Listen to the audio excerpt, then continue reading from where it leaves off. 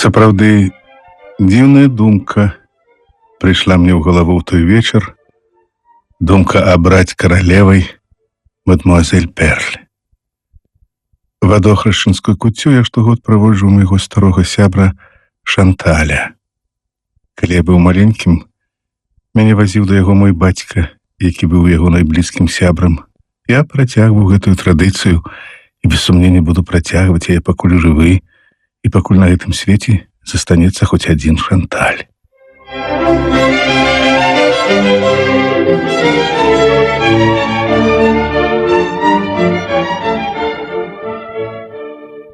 Трэба сказаць, што Шанталі жывуць неяк дзіўна.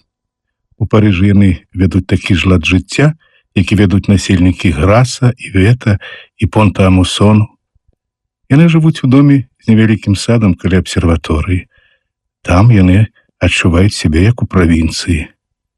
Мадмуазель Перль, у якой захоўваюцца ключы ад кухонных шаф, бялізнавыя шафы знаходзяцца пад наглядам самой гаспадыні дома, бачыць, што запасы цукру падыходзяць да канца, што кансервы скончыліся, што на дне мяшка з кавай засталося ўсяго нічога, і тут гаспадыня прымае меры супраць голаду. Яна робіць агляд рэшткам прадуктаў і пазначае ў сваёй запісной кніжцы. Калі лічбаў назапашваецца шмат, яна сыходзіць перш у бясконцыя вылічэнні, потым у бясконцыя спрэчкі з мадмуазель Перль, і справа канчаецца тым, што яны прыходзяць да дамовы і ўсталёўваюць дакладную колькасць прадуктаў, якімі неабходна назапасіцца на 3 месяцы наперад. Колькасць цукру, рысу, чарнасліву, кавы, варэння, слоікаў з зялёным гарошкам, фасолі, амараў, салёнай або вэнджанай рыбы і іншага. Затым прызначаецца дзень для закупак. Яны садзяцца ў фіякар, у карету з багажнікам наверсе і адпраўляюцца ў краму самавітага бакалейніка па той бок мастоў у новыя кварталы. Спадарыня Шанталь і мадмуазель Перль здзяйсняюць гэтую таямнічую вандроўку разам і вяртаюцца да абеду. Все ще схваляваныя, змучаныя трасянінай у кареце, верх якой завалены мяшкамі і скруткамі, нібы гэта фургон для дастаўкі грузаў.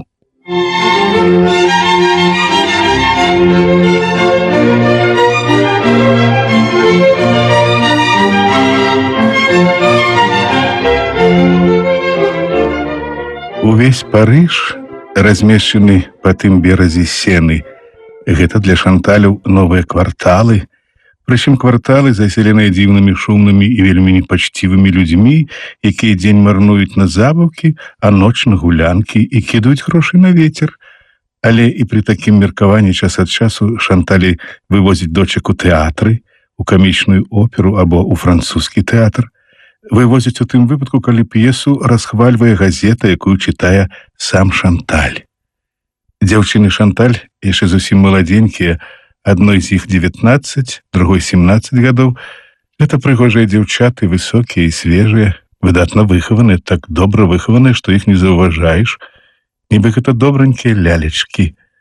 Ніколі ў жыцці не прыйдзе мне ў галаву звярнуць увагу на паненак Шанталь або падглядаць за імі, што вы не без боязі наважыцеся з імі загаварыць, нават вітаючыся з імі вы рызыкуеце здацца дзёрзкім. Іх бацька цудоўны чалавек, вельмі адукаваны і вельмі прастадушны, вельмі сардэчны. Найвышэй за ўсё ён шануе спакой, адпачынак, цішыню, а таму зрабіў ад сябе ўсё належнае, каб ператварыць членаў сям'і ў манекенаў і жыць на свой густ у ціхай затоцы. Ён шмат чытае, ахвотна ўступае ў гутарку, яго лёгка расчуліць. Адсутнасць сувязяў, сутыкненняў, частых сустрэч з людзьмі зрабілі вельмі адчувальна і далікатна яго душу. Любая дробязь хвалюе яго, прыводзіць у замяшанне і прычыняе яму боль. І ўсё ж знаёмыя у Шанталяў ёсць. Это знаёмыя, прыдзірліва абраныя сярод суседзяў, але кола іх вельмі абмежаванае. Акрамя таго, разы 3 ў год Шанталі абменьваюцца візітамі з тымі сваякамі, якія жывуць далёка ад іх. Я абедаю іх 15 жніўня, заўважце дзень нараджэння Напалеона, і ў Вадохрышчынскую куццю. Для мяне гэта такі ж непарушны абавязак, як для католікаў прычасці на Вялікдзень.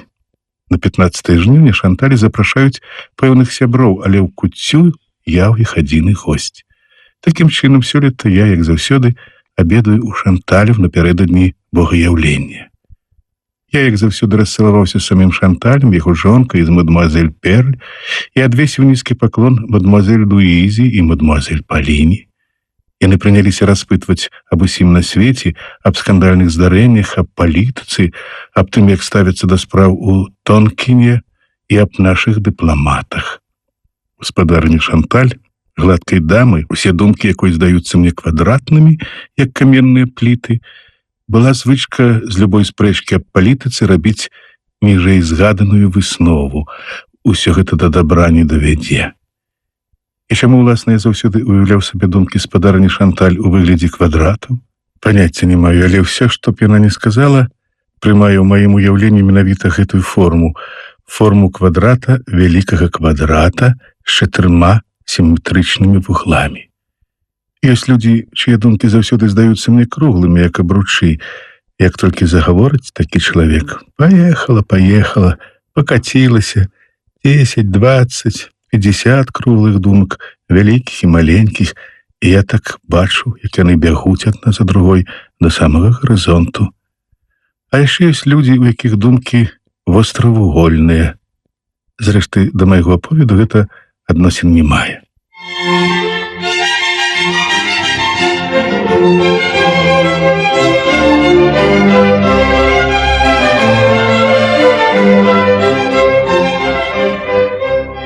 Мы паселі за стол, так, як садзіліся заўсёды, і нічога годнага згадкі за абедам не адбылося. На салодкае быў пададзены вадохрышчынскі пірог. Кожны год каралём аказваўся сам Шанталь. Я не ведаю, ці была гэтая справа выпадковай або сямейнай змовай, але толькі ён нязменна знаходзіў боб у сваім кавалку пірага і абвешчаў каралевай спадарыню Шанталь. Таму, якім вялікім было маё здзіўленне, калі ў кавалку пірага мне трапілася нешта гэтакае цвёрдае, што я ледзь не зламаў сабе зуб. Я асцярожна выняў з рота гэты прадмет і ўбачыў малюсенькую парцалянавую лялечку велічынёй з боб. Ад нечаканасці я ўскрыкнуў: «Ах!» Все паглядзелі на мяне, і Шанталь, пляскаючы ў ладкі, закрычаў: у Гастона, жыве кароль, жыве кароль!» Все в один голос подхапілі: «Жыве кароль!» А я заліўся чырванню. Так часта без прычыны чырванеюць людзі, якія апынуліся ў даволі непрыемным становішчы. Я сядзеў, апусціўшы вочы, трымаючы 2 пальцамі парцалянавае зярнятка, намагаўся засмяяцца і не ведаў, што мне сказаць і што зрабіць. Але тут зноў загаварыў Шанталь: «А цяпер ты павінен абраць каралеву». Вось тут я зусім разгубіўся. За одну секунду мноства здагадак пронеслася ў мяне ў галаве. Ці не жадаюць прымусіць мяне абраць адну з паненак Шанталь? Ці не ёсць гэта спосаб прымусіць мяне зрабіць выбар? Ці не ёсць гэта далікатная, асцярожаная, стояная спроба бацькоў падштурхнуць мяне да шлюбу? Думка аб шлюбе заўсёды блукае ў дамах, дзе ёсць дарослыя дзяўчыны, і прымае ўсе формы, усе абліччы ажыццяўляецца ўсімі спосабамі. Мяне ахапіў вар'яцкі страх скампраметаваць сябе і адчайная нясмеласць перад непераможнай чапурыстасцю і непрыступнасцю Луізы і Паліны. Абраць адну з іх уяўлялася мне справай такой жа цяжкай, як зрабіць выбар паміж 2 кроплямі вады. Да таго ж думка аб тым, як бы не ўвязацца ў такую гісторыю, калі мяне супраць волі ціха, спакойна ажэняць з дапамогай такіх спрытных, непрыкметных і асцярожных прыёмаў, як гэтая зманлівая каралеўская ўлада, і гэта прыводзіла мяне ў жах. Але тут мяне азарыла, і я працягнуў сімвалічную лялечку мадмуазель Перль. Перш усе здзівіліся, але затым, мабыць, ацаніўшы маю сціпласць і далікатнасць, ашалела зааплодзіравалі: «Жыве каралева, жыве каралева!» крычалі ўсе. А несчасная векавуха зусім разгубілася. Дрыготкім ад хвалявання голасам яна прашаптала: Не мяне, калі ласка, не мяне, калі ласка. І тут упершыню ў жыцці я звярнуў увагу на мадмуазель Перль. і спытаў сябе, што ж яна сабой уяўляе. Я прывык глядзець на яе ў гэтым доме так, як глядзяць на старыя штофныя крэслы, на якіх сядзеш з дзяцінства, якіх ніколі не заўважаеш. І раптам у адзін дзень, сам не ведаючы чаму, быць можа таму, што на абіўку ўпаў сонечны прамень, нечакана скажаш сабе: а гэта забаўная штука. І глядзіш, што разьбярства на дрэве выканана мастаком, а абіўка пышная. Я ніколі не заўважаў мадмуазель Перль. Яна жыла ў доме Шанталяў, вось і ўсё, але чаму і на правах каго? Высокая, худая. Яна імкнулася быць непрыкметнай, але зусім не была нікчэмнай. Да яе звярталіся па-сяброўску, лепшым да ахмістрыні, але горшым да сваячкі. Цяпер я нечакана ўспомніў мноства нюансаў, на якія дагэтуль не звяртаў увагі. Спадарыня Шанталь гаварыла ёй Перль, паненкі мадмуазель Перль, а сам Шанталь зваў яе проста мадмуазель. Мабыць, гэта выходзіла ў яго паважней, чым у іх. Я прыняўся разглядаць яе. Колькі ж ёй магло быць гадоў? Гадоў 40? Так, мабыць, што 40. Гэтая пажылая дзяўчына не была старой. Яна сябе старыла. Я быў нечакана здзіўлены гэтым назіраннем. Яна смешна прычэсвалася, смешна апраналася, насіла смешнае ўпрыгожванне і пры ўсім тым не здавалася смешнай. Так шмат было ў ёй прыроджанай натуральнай вытанчанасці, якая хаваецца і дбайна хаваецца. Вось сапраўды дзіўная істота. Як гэта я дагэтуль добранька яе не разгледзеў. Яна насіла недарэчную прычоску з нейкімі камічнымі старэчымі букалькамі, але пад яе валасамі, прыбранымі ў стылі бязгрэшнай панны, быў бачны высокі чысты лоб, прарэзаны дзвюма глыбокімі маршчынамі. То былі маршчыны, праведзеныя глыбокім смуткам, вялікія блакітныя, добрыя вочы, такія сарамлівыя, такія баязлівыя, такія пакорлівыя, цудоўныя вочы, якія захавалі сваю наіўнасць, поўныя дзіцячага здзіўлення, юнай адчувальнасці і разам з тым глыбока затоенага суму, які змякчаў іх выраз, але ад якога яны не пацямнелі. Рысы яе твару былі тонкія і высакародныя.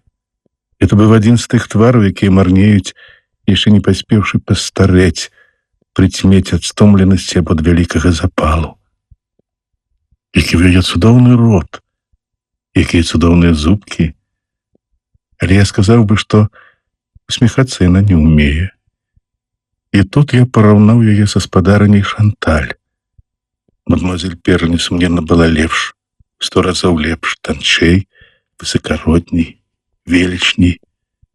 Гэтыя назіранні ўразілі мяне. Разлілі шампанскае. Працягнуўшы руку з куфлем у бок каралевы, я абвясціў тост за яе здароўе і ўкруціў нейкі ўдалы камплімент.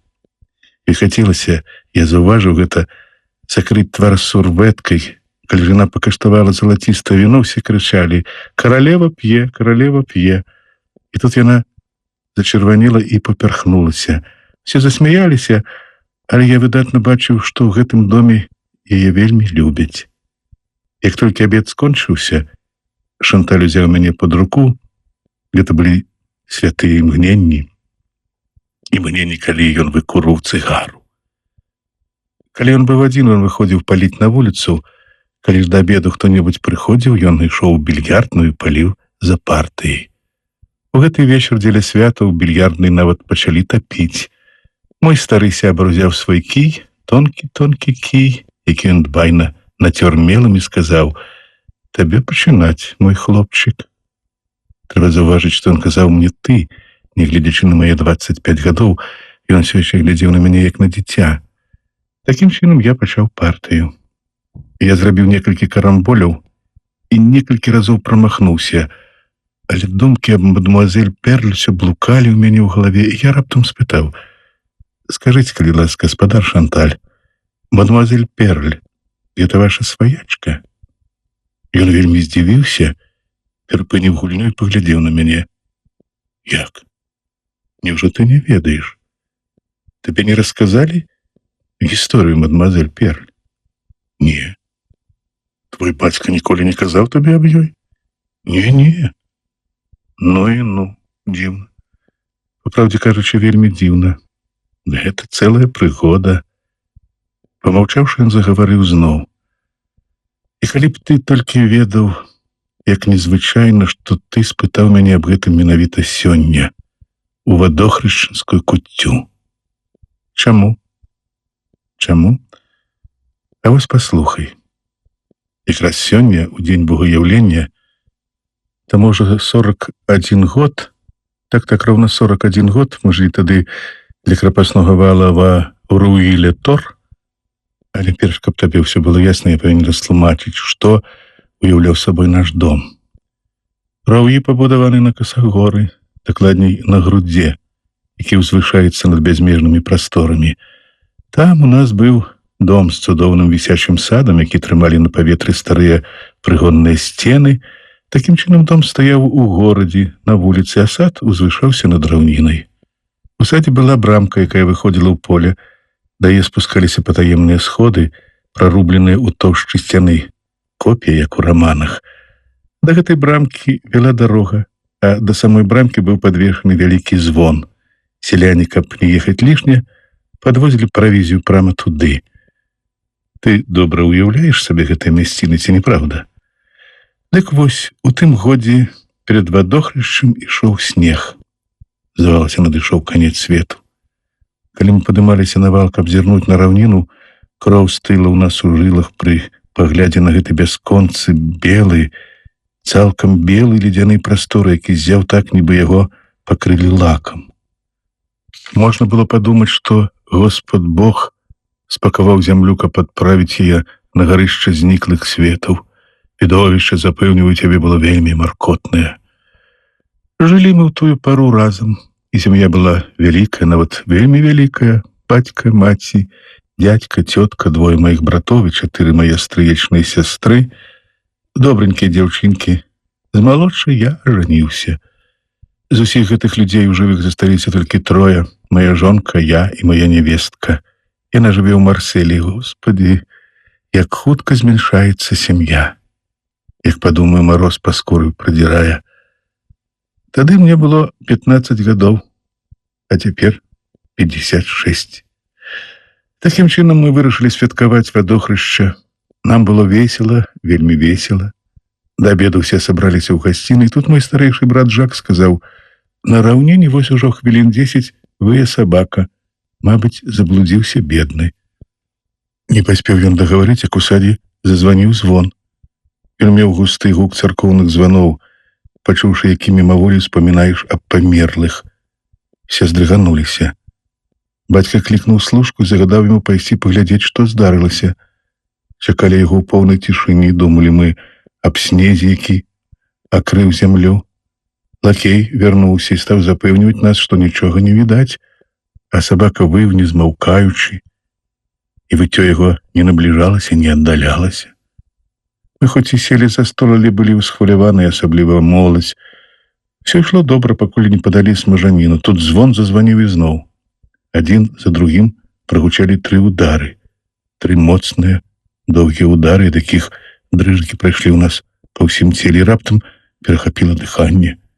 Мы замерлі, гледзячы адно на аднаго, падняўшы відэльцы. Все прыслухваліся, ахоплены нейкім звыжнатуральным жахам. Нарэшце матуля сказала: як дзіўна. Другі раз зазванілі, праз шмат часу: не хадзі туды адзін, Баптыст, з вамі пойдзе хто-небудзь са спадароў. За стала ўстаў дзядзька Франсуа, гэта быў сапраўдны геркулес. Ён вельмі ганарыўся сваёй сілай і не баяўся нічога на свеце. Бацька сказаў яму: захапі стрэльбу, хто ведае, што там такое. Але дзядзька ўзяў толькі кій і выйшаў з лакеем. А мы сядзелі, дрыжачы ад жаху, ад хвалявання, моўчкі, і не варушыліся. Бацька паспрабаваў нас супакоіць: вось убачце, гэта альбо жабрак, альбо прахожы, які збіўся са шляху ў гурбах, сказаў ён. Ён пазваніў, убачыў, што ніхто не адчыняе. паспрабаваў знайсці дарогу, але потым зразумеў, што гэта безнадзейна, і вярнуўся да нашай брамкі. Нам здавалася, што дзядзька не вяртаецца цэлую гадзіну. Нарэшце ён вярнуўся. Нікога там няма, чорт пабяры. Это нечыя жартачкі. Нікога, акрамя праклятага сабакі, які вые за 100 метраў ад сцен. Калі б я захапіў стрэльбу, я б прыстрэліў бы яго і заткнуў бы яму глотку. У шаленстве лаяўся ён. Мы зноў прыняліся за абед, але трывога не пакідала нас. Мы адчувалі, гэта не канец. Нешта яшчэ павінна адбыцца. І звон вось-вось зазвоніць яшчэ раз. І ён зазваніў. Якраз у тую хвіліну, калі маці пачала рэзаць вадохрышчынскі пірог. Мужчыны ўсе як адзін усталі. Дзядзька Франсуа, які ўжо сцярбануў шампанскага, абвясціў, што заб'е яго. Абвясціў з такой злосцю, што маці і цётка, жадаючы яго ўціхамірыць, кінуліся да яго.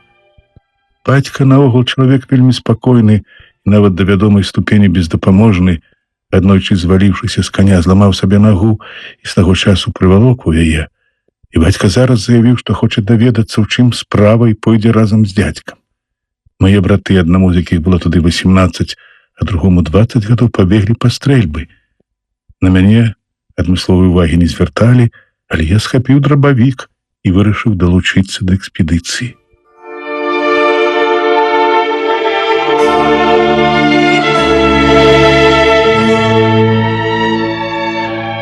Неўзабаве мы рушылі на шлях.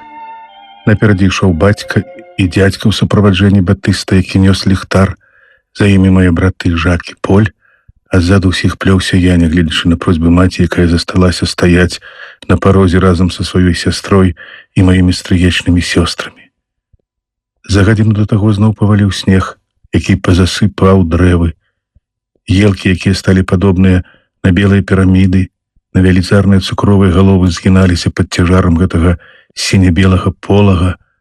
Скрозь шэрую заслону дробных, хутка падаўшых пушын віднеліся тоненькія кусцікі, якія ў цемры здаваліся зусім белымі. Снег валіў да таго густы, што за 10 крокаў нічога не было відаць, але ліхтар кідаў перад намі яркае святло.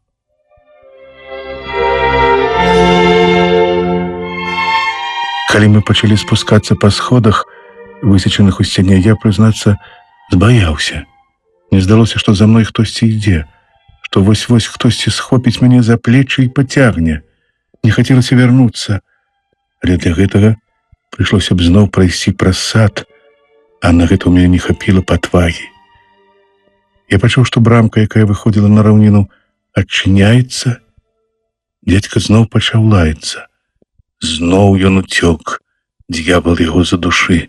Ну, патрап ты мне толькі на вочы, ужо не прамахнуўся. Страшна было глядзець на раўніну, або дакладней здагадвацца, што яна перад табой. Яе не было відаць. Бачна была толькі бясконцая снежная завеса. Уверсе, унізе, наперадзе, направа, налева, куды не зірні. А сабака зноў вые. Што ж, я пакажу яму, як страляю. Хоць да яго дабяруся. Зноў пачуў я голас дзядзькі. Але тут жа пачуў голас майго добрага бацькі. Лепш пойдзем і возьмем бедную жывёлу да сябе, бо ён вые ад голаду. Няшчасны сабака кліча на дапамогу. Ён звяртаецца да нас, як звярнуўся б чалавек, трапіўшы ў бяду. Пойдзем да яго. І мы рушылі скрозь гэтую завесу, скрозь гэты бесперапынны густы снегапад, скрозь гэтую пену, якая запаўняла сабой ноч і паветра. Мы ўгразалі па каленю мяккай халоднай масі. Каб зрабіць крок, прыходзілася высока падымаць нагу. Па меры таго, як мы прасоўваліся наперад, выццё сабакі станавілася ўсё гучней. Раптам дзядзька выгукнуў: «Вось ён!» Все спыніліся, каб разгледзець сабаку, як гэта робіць сустрэўшы ўначы ворага. Я роўна нічога не бачыў, але ўсё-ткі дагнаў дарослых і разгледзеў сабаку, які здаваўся страшным, фантастычным стварэннем. Гэта была вялікая чорная аўчарка з доўгаю поўсцю і ваўчынай пысай, якая стаяла ў самым канцы доўгай светлавой дарожкі, якую праводзіў на снезе наш ліхтар. Сабака не рухаўся. Ён замаўчаў, і толькі глядзеў на нас. Дзіўна, ён не падыходзіць да нас і не ўцякае. Мне смерць як хочацца ўсадзіць у яго кулю, сказаў дзядзька. Не, трэба ўзяць яго з сабой, рашуча запярэчыў яму мой бацька. А мой брат Жак заўважыў: да ён не адзін, побач і нешта яшчэ. І на самай справе за сабакам стаяла нешта шэрае, непрыкметнае. Усе асцярожна зрушыліся наперад.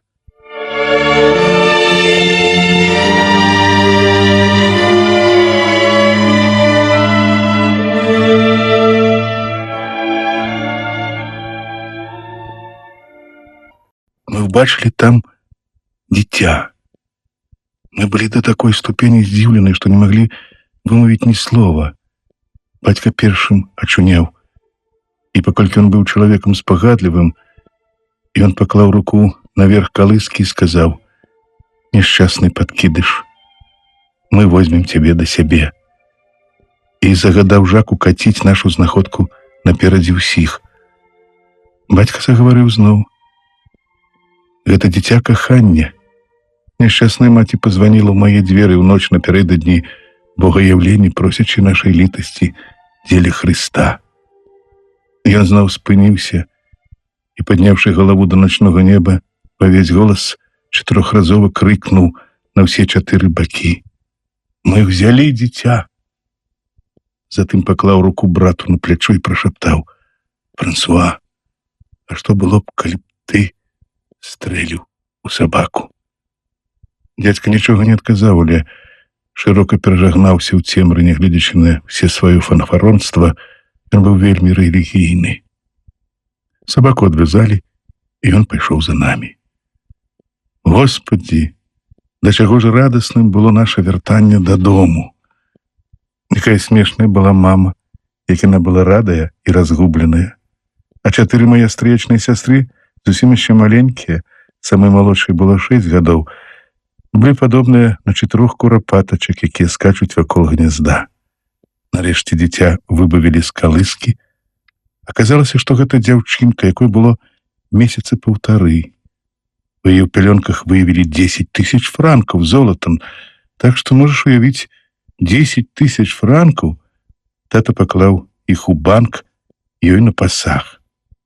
Да і ўжо на дачку беднякоў гэтая дзяўчына была не падобная. Хутчэй, гэта была дачка двараніна і простай жанчыны з нашага горада. А можа быць, словом, мы выказвалі процьму самых разнастайных здагадак, але ісціны так ніколі не пазналі. Нічога і ніколі. Ды і сабаку у нашым баку ніхто не прызнаў, ён быў не тутэйшы. Як бы там ні было, той або тая, хто тройчы пазваніў у нашай дзверы, добра ведаў маіх бацькоў, калі хутка выбар яго выпаў на іх. Вось такім чынам, 1,5 месяца ад нараджэння, мадемуазель Перль з'явілася ў доме Шанталяў. Зрэшты, мадемуазель Перль яе празвалі значна пазней, а пры вадохрышчы ёй далі імя Мары Сімона Клэр. Прычым імя Клэр павінна было пасля стаць яе прозвішчам.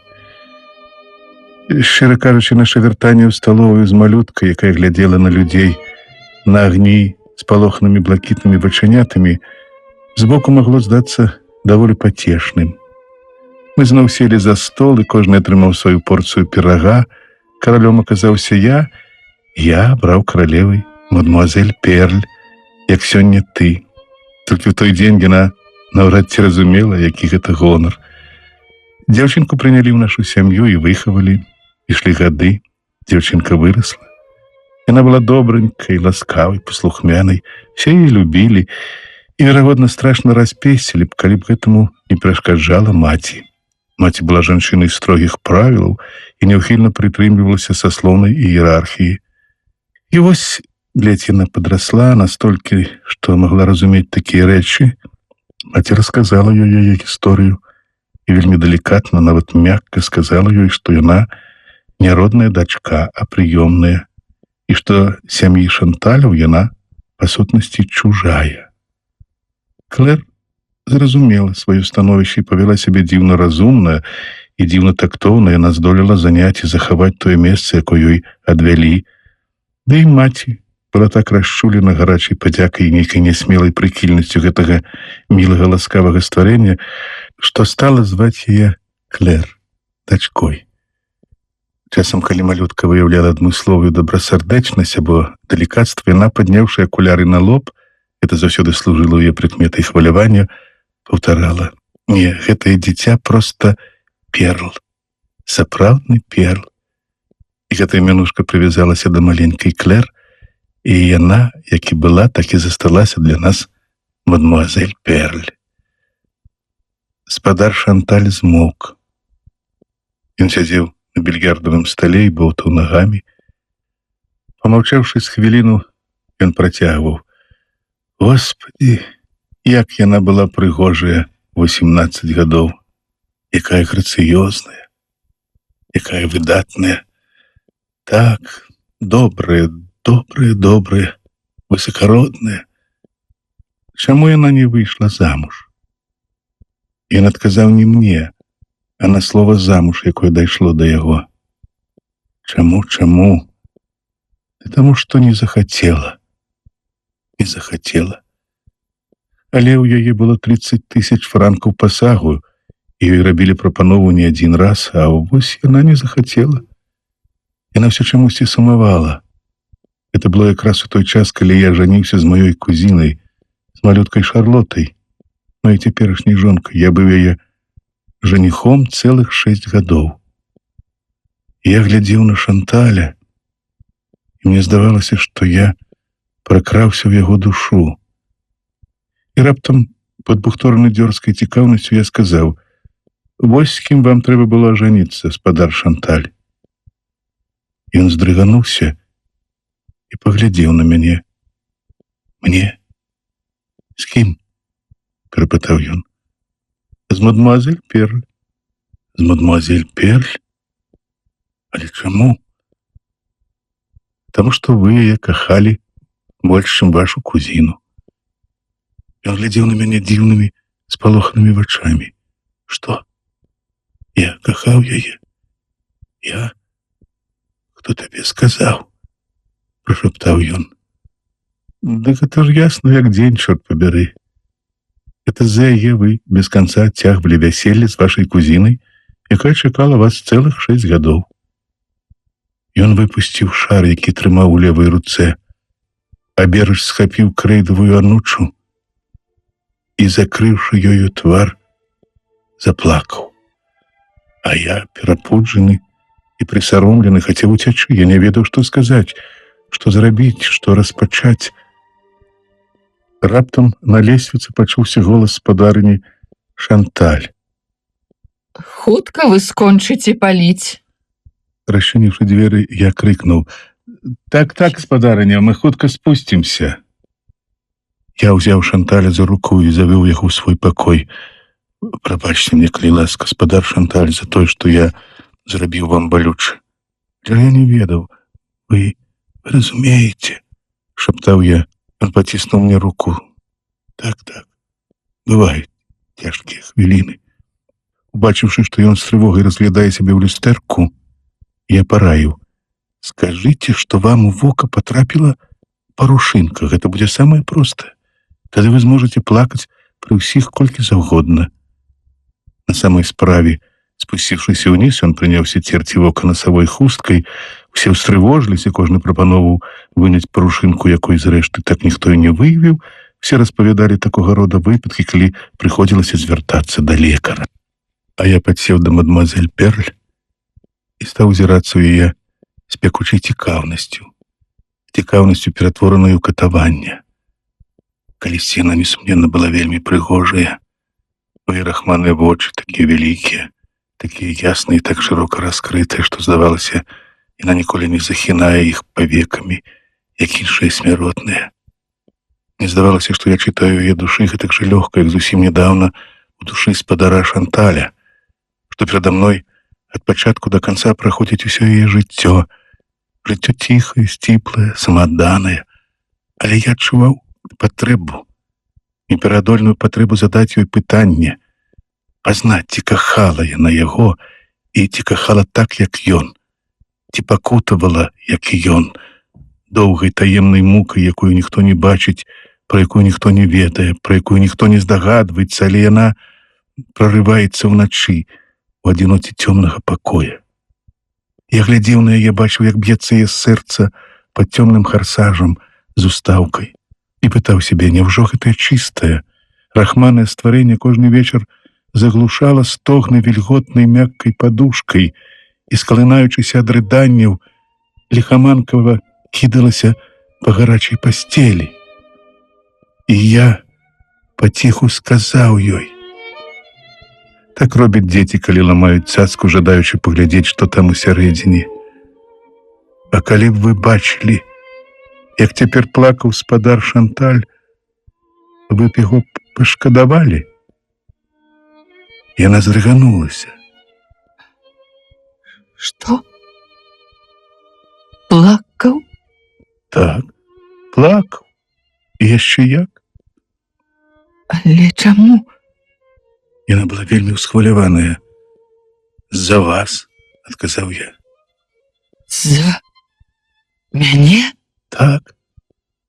Ён расказаў мне, як горача ён вас калісьці кахаў і чаго яму каштавала жаніцца з кузінай, а не з вамі. Мне здалося, што яе твар адразу памізарнеў. Яе вочы звычайна такія ясныя і так шырока раскрытыя раптам заплюшчыліся.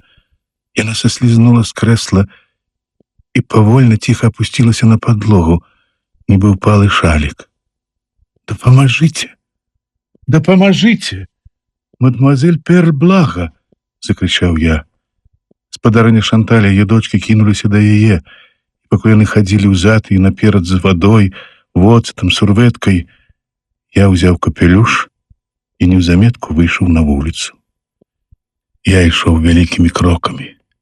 Сэрца маё было ў замяшанні. Душу раздзіралі шкадаванні, згрызоты, сумленні, і в той жа час я быў задаволены сабой. Мне здавалася, што я здзейсніў нешта пахвальнае і неабходнае. Ці правільна я зрабіў? Пытаў я ў сябе. Каханне засела ў іх сэрцах, як куля ў ране, якая зацягнулася. Можа быць, з гэтага дня у іх стане лягчэй на душы. Зараз ужо позна зноў хваляваць любоўныя пакуты, але ёсць яшчэ час для таго, каб з пяшчотай успамінаць аб іх.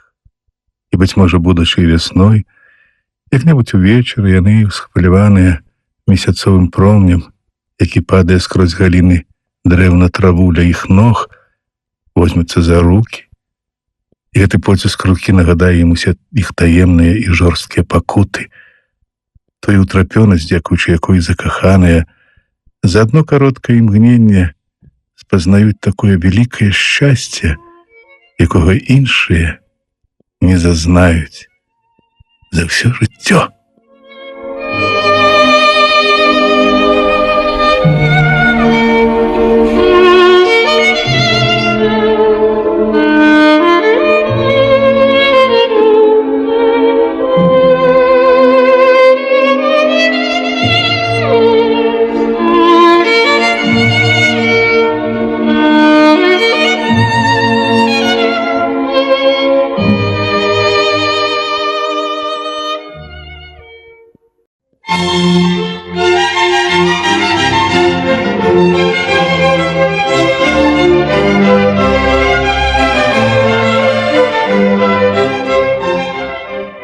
Гаўраўскі дыліжанс быў гатовы да ад'езду з Крыкто. Усе пасажыры сабраліся ў двары гатэля «Камерс», які належаў Маляндену сыну, і чакалі, калі іх паклічуць на пасадку. Дыліжанс, жоўтая карэта на высокіх, некалі таксама жоўтых, а цяпер амаль шэрых ад бруду колах. Пярэднія колы былі зусім невялічкія, заднія высокія, вузкія, падпіралі касабокую буду, пузатую, як чэрва нейкага звера. Тры сівыя канякі, чыя вялізныя галовы і таўшчэзныя круглыя калені адразу кідаліся ў вочы, запрэжаныя арбалетам, адзін конь уперадзе, два астатнія галава ў галаву ззаду, мусілі цягнуць гэтую калымагу, у будове і ў выглядзе якой мелася нешта ад страшыдла. Коні, здавалася, паспелі ўжо задрамаць паперадзе дзікаватай фуры. На парозе гатэля, выціраючы рот рукою, з'явіўся Сезэр Арлавіль. Невысокі, пузаты, але спрытны ад пастаяннага навыку ускарасквацца на козлы, з набарвяняным ветрамі, дажджамі, слотаю ды кілішкамі тварам і з прыжмуранымі ад вечнага ветру дысцюжы вачыма. Каля нерухомых сялян стаялі вялікія круглыя корабы з перапуджаным свойскім птаствам. Цезар Арлавіль адзін за адным пабраў корабы і паставіў іх на даху карэты. Пасля таксама асцярожна умасціў карзіны з яйцамі, потым пазакідаў туды торбы з зернямі і іншую дробную паклажу, уверчаную ў хусты, кавалкі, палатна або ў паперу. Тады ён расчыніў ззаду дзверцы, дастаў з кішэні спіс і пачаў выклікаць сваіх пасажыраў. Пан Кюрэ з Горжвіля.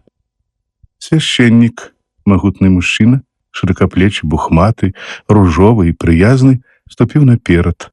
Ён падхапіў сутану, каб не блытлася ў нагах, гэтак жанчыны падымаюць падолы сваіх спадніц, і залез у калымагу. Настаўнік з Ральбоск-ле-Грынэ. Замітусіўся цыбаты, сарамлівы, у рэдынгоце да каленяў дзяцюк, і таксама знік у чэраве дыліжанса. Васпан Пуарэ. 2 месцы. Рушыў высокі, сутуліны, згарбачаны плугам і выпетраны ашчаднасцю, кашчавы з лускаватую скурою Пуарэ. За ім пацягнулася жонка, маленькая і худая, падобная на змардаваную ведзьмачку з вялезным зялёным парасонам у руках. Васпан Рабо. 2 месцы. Сарамлівы ад роду Рабо нерашуча патаптаўся на месцы. «Это ты мяне клічаш?» – перапытаў ён. Толькі фурман, якога людзі празвалі прыскалякам, хацеў адказаць грубаватым жартам, як тут Рабо потрыч кульнуўся да расчыненых дзверцаў ад моцнага жончынага тумака. Тумака гром бабы з вялізным круглым, як бочка, жыватом і шырозным, як пранікі, ручышчамі. І Рабо, нібы пад суку нару, шмыгнуў у карэту. Васпан Каніво. Пад здаравенным селянінам, які, пэўна, важыў болей за быка, ажно аселі рысоры. І вось ужо і ён апынуўся ў жоўтай фуры. Васпан Бэлём. Падышоў сухарэбры Бэлём. Галава ў яго была схілена на бок, ён з гаротным выглядам туліў да вуха насоўку, быццам яго мучыў моцны боль зубоў. Все пасажыры былі ў сініх блузах паўзверх дзівакаватых старадаўніх світак з чорнага альбо з длінаватага сукна, святочных строях, у якіх селяне пакажуцца толькі на вуліцах Гаўра. На галаве ў кожнага вежай узвышалася шаўковая каскетка, вяршыня элегантнасці ў нармандскай вёсцы. Цезар Арлавіль зачыніў дзверцы ў будзе, ускараскаўся на сваё сядзенне і ляснуў пугай. Канякі толькі матлянулі галовамі і глуха зазвінелі шамкі. Тады фурман на ўсё горла нокнуў і наводмаш сцівануў па конях. Яны занепакоіліся, тузануліся і няроўным, няспешным трушком рушылі ў дарогу. А ззаду, калоцячыся ўсімі расхістанымі шыбкамі ды рысорным жалездзем, з жахлівым бляшана-шкляным грукатам закалыхалася карэта, і абодва рады пасажыраў, раскалыханыя нібы хвалі, заматляліся то ў адзін, то ў другі бок.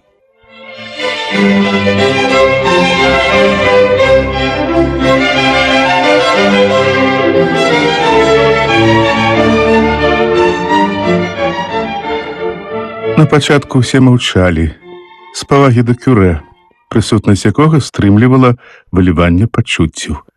Чалавек гаваркі і свойскі, ён першы падаў голас. «Ну, як вы маецеся, Васпан Каніво?» Волат падарожны адказаў з усмешкай. «Памаленьку, пані ойче, памаленьку. А як вы?» «Да і ў мяне заўсёды ўсё добра». «А вашы справы як, Васпан Пуарэ?» – пацікавіўся абат. «А, то мяне, як у мяне. Рапс ніяк не ўрадзіў сёлета, дык трэба неяк выкручвацца.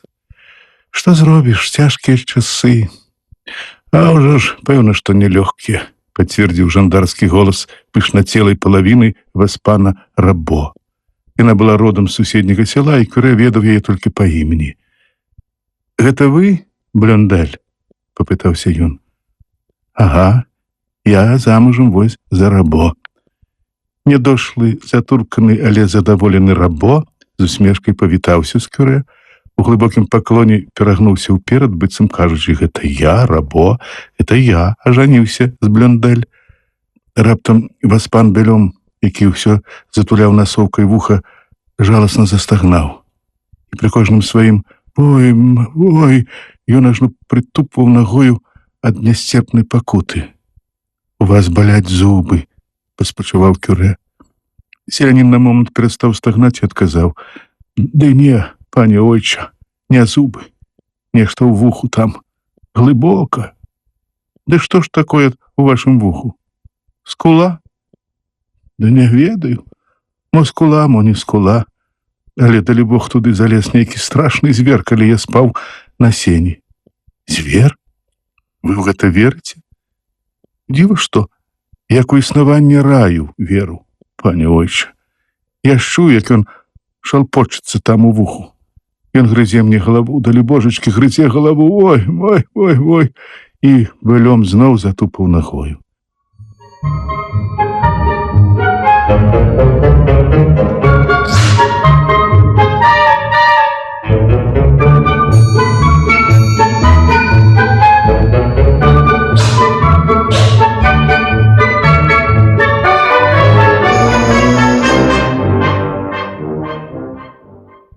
Гэта падзея надзвычай зацікавіла пасажыраў.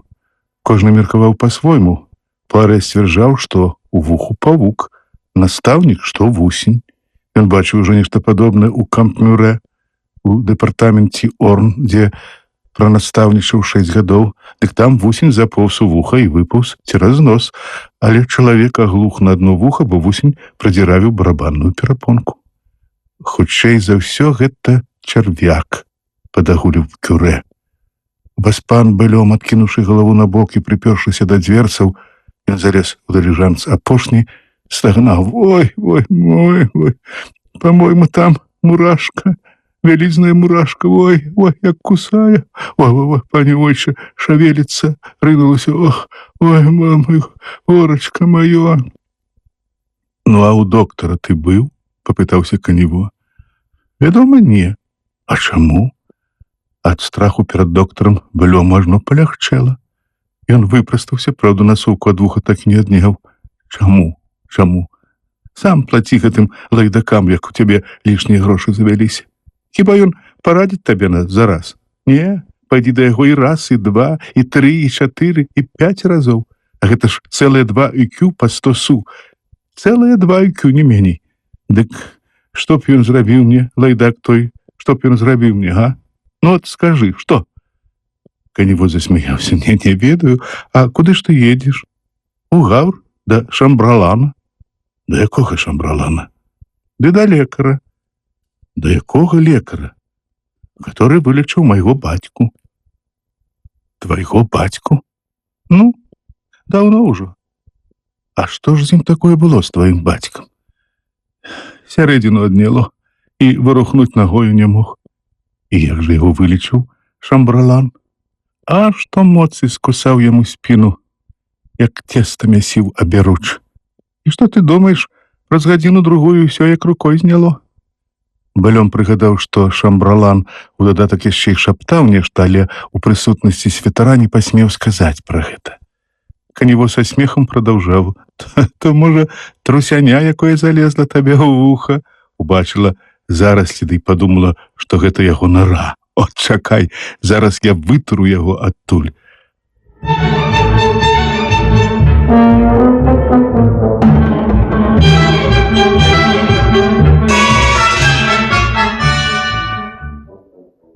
Канево склаў трубкай рукі і ўзяўся падрабляць галасы гончых сабак на паляванні. Што ён толькі не вырабляў, і якацеў, і рыкаў, і вішчаў, і брахаў. Усе пасажыры ажно клаліся ад рогату, смяяўся нават вечна сур'ёзны настаўнік. Але Белёма злавала, што з яго пацвельваюцца, і кюрэ тактоўна павярнуў размову. Ён абярнуўся да таўстухі рабо і папытаўся: а ці вялікая ў вас сям'я? Ты вялікая, пане ойча, ледзьве спраўляемся з неслухамі. Рабо згодна заківаў галавой, Маўляў, праўда, ледзьве спраўляемся. А колькі ж дзетак у вас? Кабета з гонарам гучна і ўпэўнена абвясціла: 16, пане ойча, 15 ад мужа. Рабо яшчэ шырэй заусміхаўся, заківаў галавой. Праўда, гэта ён, Рабо, бацька 15 дзяцей, сам настараўся, нікога не прасіў. Сама жонка прызнала гэта, значыць, сумнявацца няма чаго. Яму было чым ганарыцца, чорт вазьмі. Ад каго 16-е? Яна прамаўчала. Відаць, гэта быў першынц. Мусіць, гісторыю з'яўлення яго на свет ведалі ўсе, бо ніхто не здзівіўся, нават Канево не выявіў ніякай цікаўнасці. Але тут былём заенчыў зноў. Ой, глыбей паўзе, ой, горачка.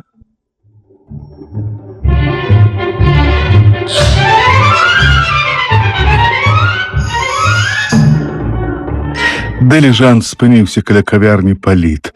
Кюрэ прапанаваў: а калі б трохі вады уліць у вуха, можа, той звер і выплыве. Давайте паспрабуем. Давайся, я ўжо на ўсё згодны. Падарожныя вылезлі з карэты, усім карцела паглядзець, як будуць выганяць звера.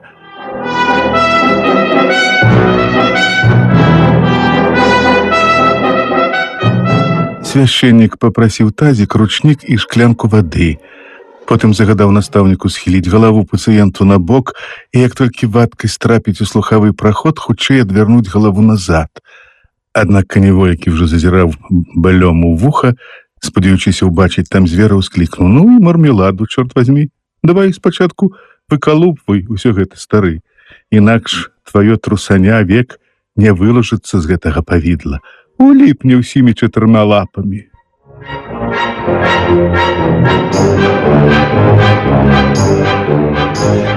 Кюрэ таксама агледзеў вуха і мусіў прызнаць, што з такой цеснай бруднай нары звера не выгнаць. Давялося настаўніку ўзяць запалку, наматаць на яе шматок анучкі і прачысціць вуха. І вось настаў момант, калі ўсе трывожна сцішыліся, а свяшчэннік лінуў у прачышчаны слыхавы праход з палавіну шклянкі вады, якая пацякла Былёму і па твары, і ў валасы, і за каўнер. Настаўнік імгненна, нібыта хочучы адкруціць, павярнуў галаву пацыенту да тазіка. У белую пасудзіну капнула некалькі кропель. Усе кінуліся разглядваць іх, аднак ніякага звера у тазіку не аказалася. Тым не менее, Былём заявіў: здаецца, не варушыцца. Кюрэ пераможна ўсклікнуў: значыць, мы яго утапілі. Усе парадаваліся такому зыходу і вярнуліся ў карэту.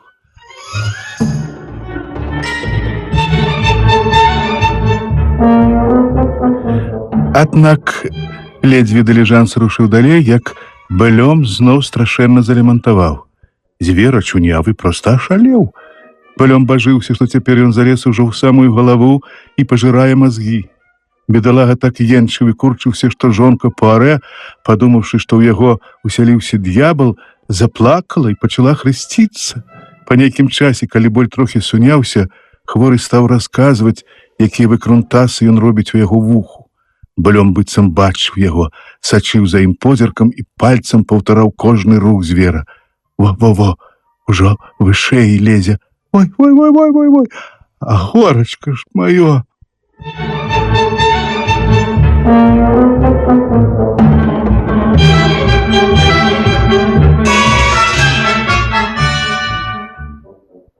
Канево не вытрываў. Гэта, пэўна, твайму зверу жытло не даспадобы. Але ж мо як-небудзь абвыкне такі. Зноў зарагаталі. Канево прадаўжаў: вось заедзем у кавярню Бурбо, ты дай яму чарачку, дык ён і не варухнецца болей. Праўда табе кажу. Але Былёму было ўжо проста не вытрываць. Ён падняў такі лямант, быццам з яго вымотвалі душу. Кюрэ змушаны быў падтрымліваць яго галаву. Пасажыры папрасілі Цэзэра Арлавіля спыніцца каля першага стрэчнага жытла.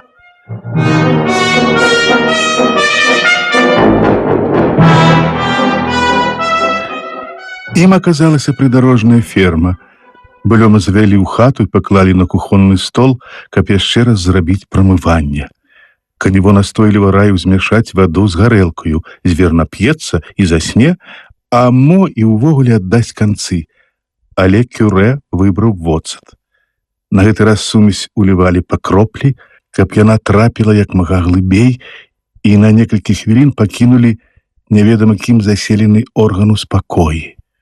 Потым зноў прынеслі тазік, а сілкі Кюрэ і Канево адным махам перавярнулі Бальома на другі бок, а настаўнік забарабаніў пальцамі па здаровым вуху пацыента, каб з хворага як мага хутчэй вылілася ўся вадкасць. Нават Сезер Арлавіль не стрываў. З пугай у руках зайшоў у хату паглядзець на працэдуру.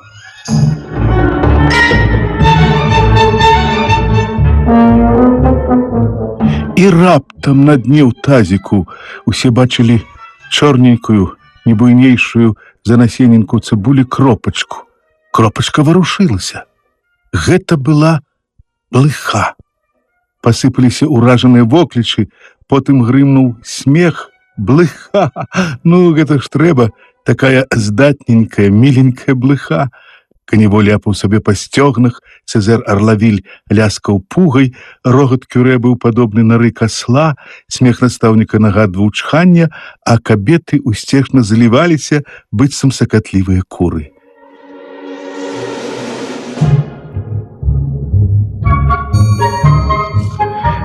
Бальом сядзеў на стале і, трымаючы тазік на каленях, уважліва і сур'ёзна, з задаволеным абурэннем разглядаў пераможнае стварэнне, якое вілося ў кроплі вады.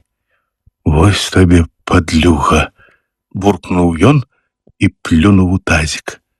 Ашалелы ад смеху фурман усё паўтараў, як заведзены: «Блыха! Блыха! Ах ты, чортава блошка! Чортава блошка!»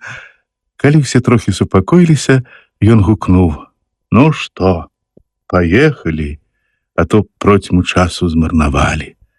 Падарожнікі, ўсё яшчэ смеючыся, пакіравалі да экіпажа.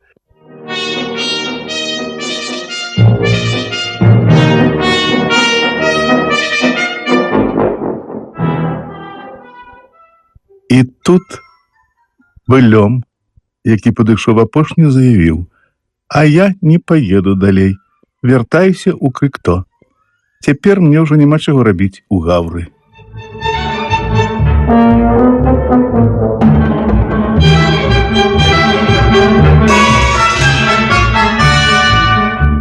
Фурман адказаў: «Як сабе хочаш, але заплаці за месца».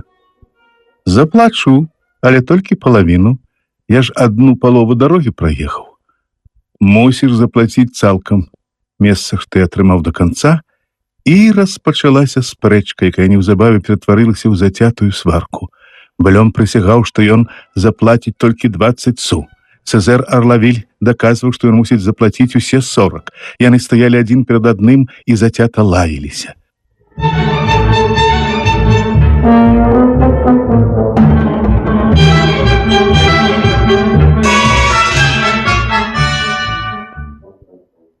З дыліжанса вылез Канево.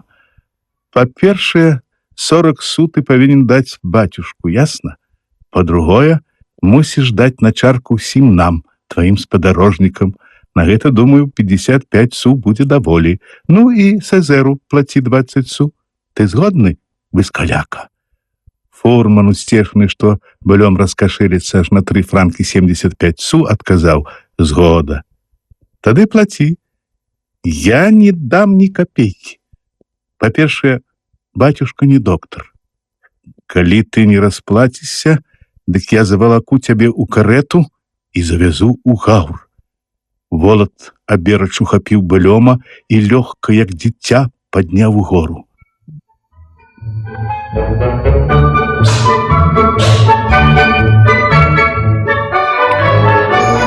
Бальому стала ясна, што супраціўляцца дарэмна. Ён дастаў кашалёк і адлічыў грошы.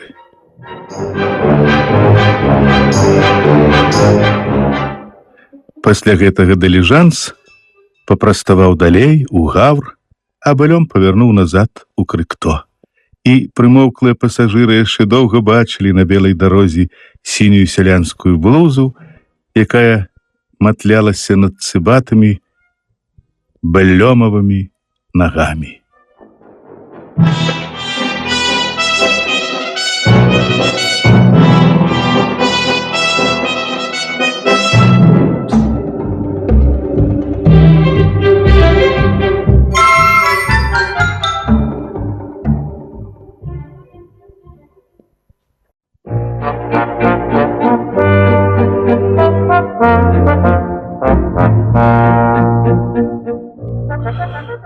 Мой дарагі дружа, ты нічога не разумееш?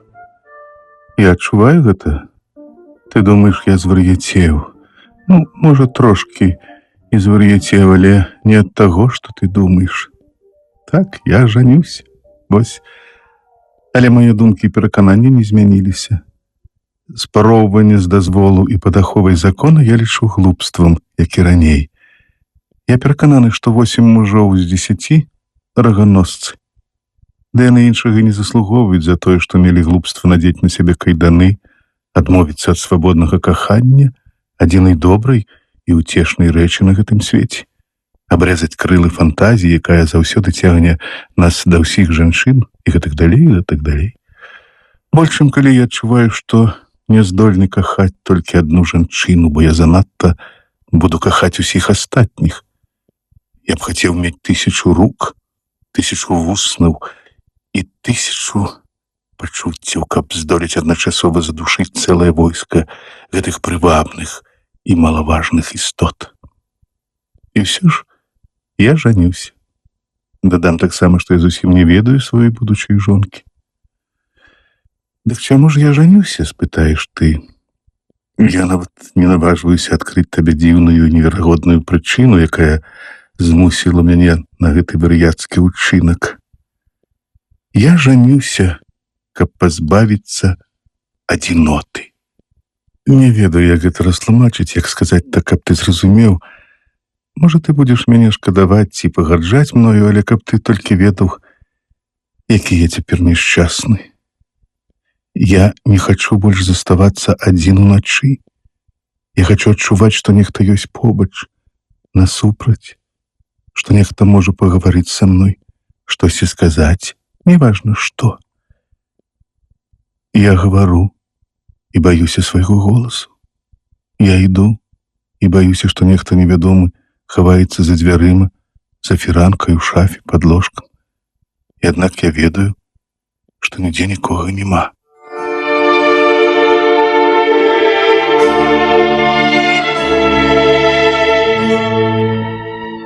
Гэта пачалося летась. І пачалося вельмі дзіўна. Быў сыры восеньскі вечар. Калі пасля вячэры моя пакаёўка пайшла, я пачаў думаць, чым заняцца. Нейкі час я хадзіў па пакоі і адчуваў сябе стомленым, прыгнечаным без прычыны, я не мог працаваць, нават чытаць не было сілы. Дробны дожджык мачыў шыбы. Мне стала сумна. Я ўвесь быў у тым асаблівым суме, ад якога хочацца плакаць, ад якога хочацца загаварыць хоць з кім, абы толькі скалыхнуць застылы розум. Мне было самотна. Моя кватэра здавалася пустой, як ніколі. Мяне ахінула бязмежная і гнятлівая адзінота. Што рабіць? Я сеў, але нейкая нервовая нецярплівасць у нагах прымусіла мяне ўстаць, і я зноў пачаў хадзіць па пакоі.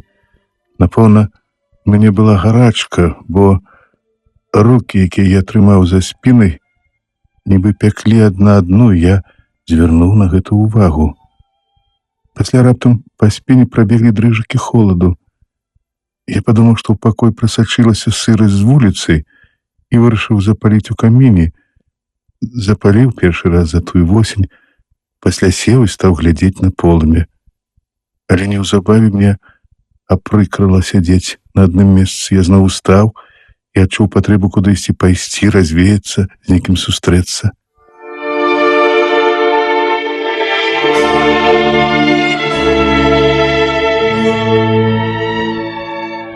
Я зайшоў да 3 сяброў, але ніводнага не застаў дома. Пасля выйшаў на бульвар з надзеяй напаткаць каго-небудзь знаёмага. Паўсюль было тужліва. Доўга я гэтак блукаў, пакуль недзе апоўначы не прывалокся дадому. Я быў зусім спакойны, але вельмі стомлены. Калі я выходжу з дому, дык заўсёды замыкаю дзверы на 2 абароты ключа. Але гэтым разам я проста пацягнуў за ручку, і дзверы адчыніліся. Гэта мяне ўразіла. Я падумаў, можа, мне ўвечары прынеслі лісты? Я ўвайшоў. Агонь яшчэ гарэў і нават трошкі асвятляў кватэру. Я ўзяў свечку і пайшоў запаліць яе ад агню, але раптам паглядзеў проста перад сабой і заўважыў, што нехта сядзіць у маім фатэлі спінай да мяне і грэе ногі каля агню. Я не спалохаўся ў ней, ані кропелькі. У галаву мне прыйшла зусім верагодная здагадка. Да мяне прыйшоў нехта з сяброў. Кансьержка, якую я папярэдзіў, калі выходзіў з дому, сказала яму, што я хутка вярнуўся, і дала ключы. Я імгненна згадаўся гэтыя дэталі майго прыходу. Калі я пацягнуў за ручку, дзверы адчыніліся. Мой сябар, я бачыў толькі яго валасы, заснуў каля агню, чакаючы мяне, і я падышоў, каб яго пабудзіць. І выразна яго бачыў. Я выцягнуў руку, каб дакрануцца да яго пляча. Рука натрапіла на драўляную спінку фатэля. Там нікога не было. Фатэль быў пусты. Які гэта быў удар.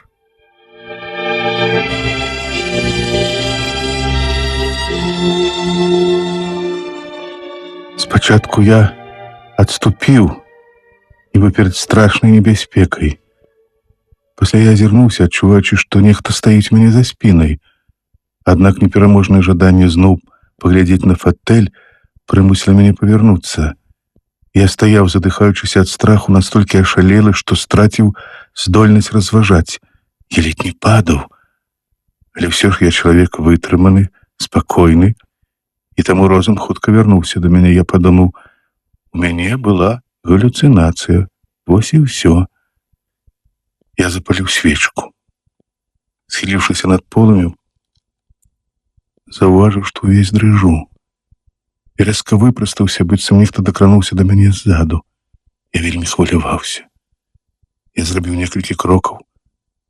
Пасля я зачыніў дзверы пакоя на 2 абароты і трошкі супакоіўся.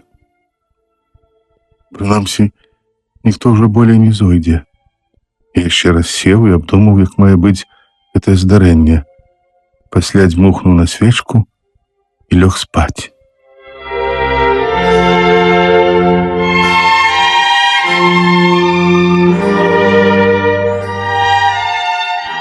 Некалькі хвілін все было добра. Я спакойна ляжаў на спіне. Пасля мне захацелася агледзець пакой. Я павярнуўся на бок. У каміне заставаліся 2 ці 3 чырвоныя галавешкі, якія асвятлялі ножкі фатэля. І мне зноў здалося, што ў ім сядзіць чалавек. Я хуценька чыркануў запалкай, гэта была памылка. У фатэлі нікога не было. Я ўстаў і адсунуў фатэль за ложак. Пасля зноў патушыў святло і паспрабаваў заснуць. Аднак двойчы я мімаволі засынаў на нейкі момант, і абодва разы прывід вяртаўся. Здавалася, я звар'яцеў. Калі настаў дзень, я ачуўся і спакойна прадрамаў да поўдня.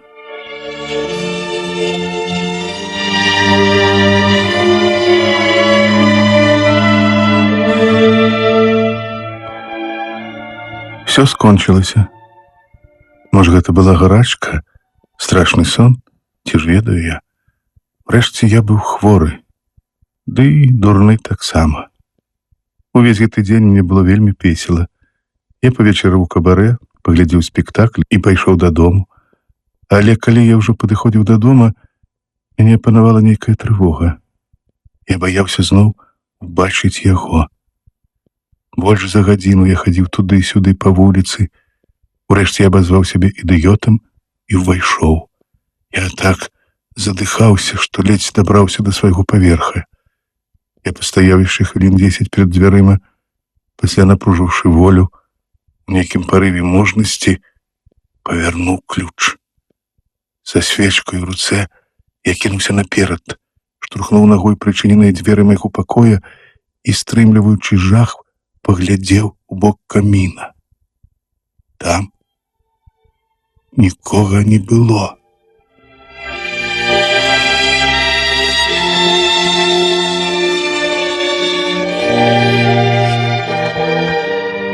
Якая палёгка, якая радасць, ратунак.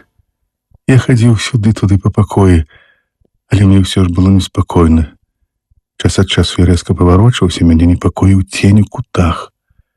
Спаў я кепска, усю ноч мяне будзілі нейкія таямнічыя гукі, але яго я не бачыў. Больш ніколі.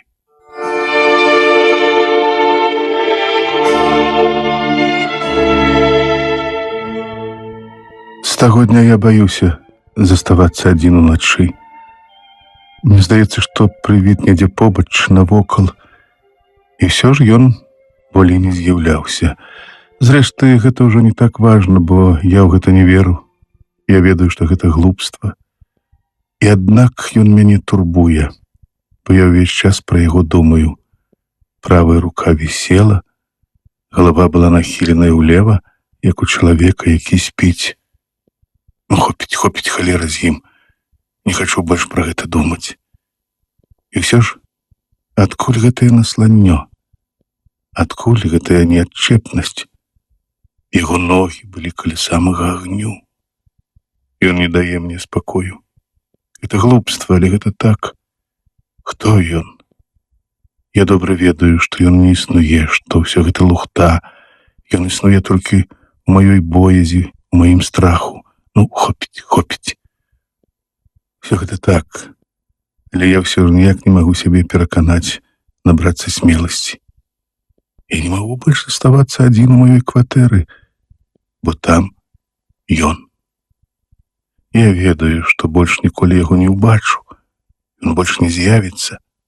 Гэтым скончана, але ён жыве ў маіх думках. Ён застаецца небачны, і тым не менш ён існуе. Ён хаваецца за дзвярыма, у зачыненай шафе, пад ложкам, ва ўсіх цёмных кутах, ва ўсіх ценях.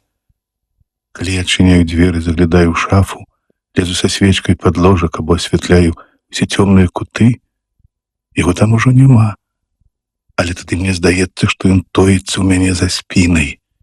Я азіраюся, хоць і ведаю, веру, што не ўбачу яго, і тым не меней, ён зноў застаецца недзе ззаду. Гэта глупства, але гэта жахліва, і я нічога не магу зрабіць. Але калі б нас было двое ў кватэры, праўда, я ведаю, напэўна, ён бы знік назаўсёды, бо ён ёсць таму, што я адзін, толькі таму, што я адзін.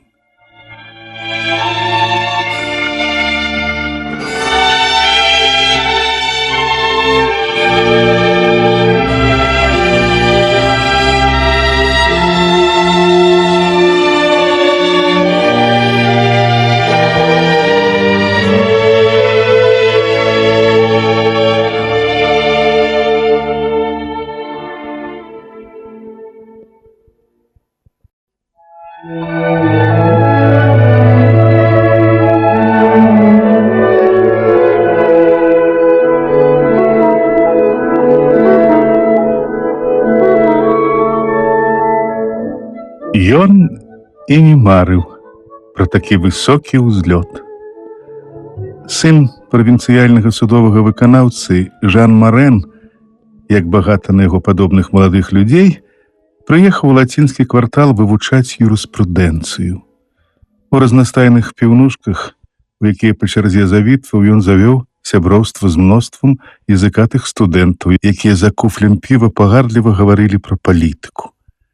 Жан Марэн горача захапляўся імі, упарта хадзіў следам з адной кавярні ў другую, нават аплачваў іхнія выпіўкі, калі ў яго меліся грошы.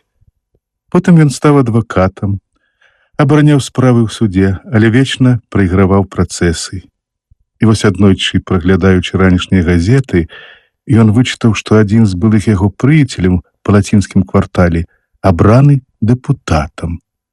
Жан Марэн зноў зрабіўся яго верным сабакам, сябрам на пабягушках, пра якога згадваюць толькі пры пэўнай патрэбе і з кім зусім не цырымоняцца. Але здарылася так, што па парламенцкай выпадковасці дэпутат стаў міністрам. Прамінула паўгода, і Жан Марэн быў назначаны дзяржаўным саветнікам.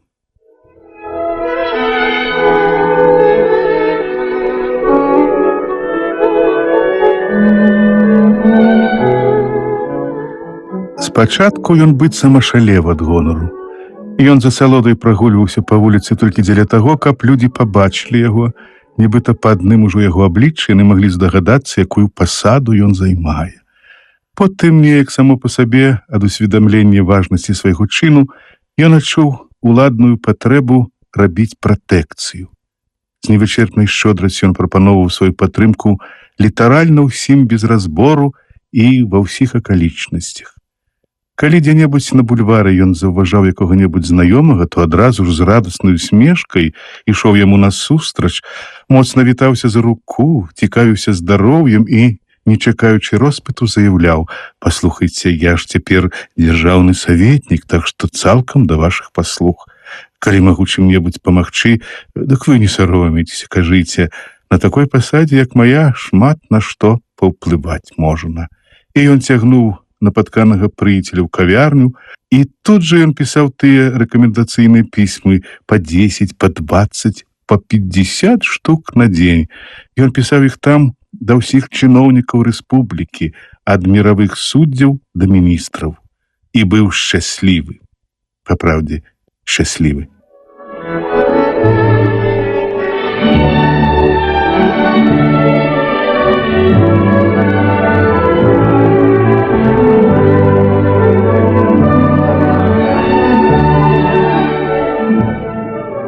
Аднойчы, калі яму трэба было ісці ў дзяржаўны савет, сыпануў дождж. Спачатку саветнік намерыўся ўзяць фіакр, але раздумаў, вырашыўшы дабірацца пеша. Тым часам дождж ператварыўся ў страшэнны лівень, які заліваў тратуары і брук. Пан Марэн змушаны быў забегчы ў бліжэйшае параднае. Там ужо хаваўся ад залевы нейкі поп, стары сівагаловы кюрэ. Раней да чыну дзяржаўнага саветніка пан Марэн цярпець не мог царкоўных служкаў, але пасля таго, як адзін кардынал пачціва папрасіў яго парады па адной складанай справе, ён адразу стаў паважаць увесь святы клір. Дождж ліў як з вядра, брудныя пырскі ляцелі ва ўсе бакі, і гэта мусіла мужчын заскочыць ажно ў пакойчык кансьержкі. Пан Марэн, якога вечна даймаў нядольны сверб прадэманстраваць важнасць сваёй асобы, сказаў: «Ну і паскуднае надвор'е, пане абат». Стары свяшчэннік схіліў галаву: «Ваша праўда, пане, дужа непрыемна. Тым болей, калі завітаеш у Парыж толькі на момант». «Ах, дык вы з правінцыі». «З правінцыі, пане, я тут праездам. Праўда, вельмі непрыемна, калі акурат у той час, як чалавеку выпадае пабыць у сталіцы, ушчынаецца дождж». Абат прамаўчаў. Ён глядзеў на двор. Залева трохі сунімалася. Кюрэ вырашыў, што можна ісці, і падабраў крыссё сутаны. Гэтак жанчыны падбіраюць падолы сваіх сукенак, калі пераходзяць ручай. Пан Марэн, бачачы гэта, усклікнуў: «Да вы ж прамокнеце, пан абат. Пачакайце яшчэ трохі, дождж хутка пройдзе». Святар нерашуча спыніўся і адказаў: «Але я дужа спяшаюся. Тэрміновае спатканне». Пан Марэн ажно засмуціўся. «Але ж вы прамокнеце наскрозь. Дазвольце папытацца, а ў які квартал вы кіруецеся?» Кюрэ павагаўся, але адказаў: «Да і ў бок Пале-Раяль». «У такім разе, пане абат, дазвольце прапанаваць вам мой парасон. Я ж іду ў дзяржаўны савет. Я дзяржаўны саветнік». Святар ускінуў галаву, паглядзеў на свайго спадарожніка і сказаў: «Дужа вам удзячны, пане. Ахвотна прымаю вашу прапанову». Пан Марэн мігам падхапіў кюрэ пад ручку і павёў за сабою. Ён выбіраў яму дарогу, аберагаў, даваў парады: «Асцярожней, асцярожней, пане абат, ручаіна, і трымайцеся, калі ласка, далей ад экіпажаў, а то яшчэ абкідаюць гразёю з галавы да ног». Сачыце за парасонамі прахожых. Там такія вострыя спіцы, што таго і глядзі, вочы павымаць можна. А жанчыны дык проста нясцерпныя, ні на што не звяртаюць увагі, вечна пырскі з іхніх парасонаў ляцяць чалавеку проста ў твар, ні на кога не зважаюць. Можна падумаць, што ім належыць увесь горад. І на тратуарах іх улада, і на праезнай дарозе. Па-мойму, выхаванне жанчын зусім занядбана, я так мяркую. І пан Марэн засмяяўся. Кюрэ маўчаў. Ён ішоў, угнуўшы галаву, старанна выбіраючы мясціны, куды ступаць, каб не запэцкаць ні абутак, ні сутану. Пан Марэн не сунімаўся. А вы, мусіць, прыехалі ў Парыж развеяцца трохі, праўда? Святар адказаў: не, справа тут у мяне. Ах, вось як! І важная? Дазвольце пацікавіцца, а ў чым заключаецца ваша справа? Можа, я магу памагчы вам, дык я цалкам у вашым распараджэнні? Поп быў у яўным замяшанні. Ён прамармытаў: да як вам сказаць? Так, дробная асабістая турбота, невялікае непаразуменне з маім епіскапам. Але гэта вам не цікава. Так, хатнія непаладкі духоўнага характару. Пан Марэн загарэўся. Ды менавіта дзяржаўны савет і ўладжвае падобныя справы. У такім разе я да вашых паслуг.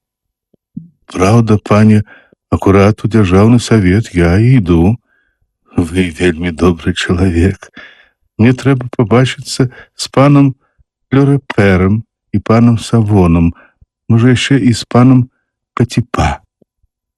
Пан Марэн спыніўся, як укапаны. Дык гэта ж мае сябры, пане абат, мае найлепшыя сябры, цудоўныя калегі, чароўныя людзі. Я пазнаёмлю вас з усімі трыма і з задавальненнем пазнаёмлю. Можаце разлічваць на мяне. Кюрэ падзякаваў, папрасіў прабачэння, наляпятаў процьму усялякіх прыемнасцей. Пан Марэн быў зачараваны. Ах, вы па праўдзе можаце хваліцца, што вам страшэнна пашанцавала, пане абат. Вось убачыце, пры маім удзеле ваша справа рушыць як па масле.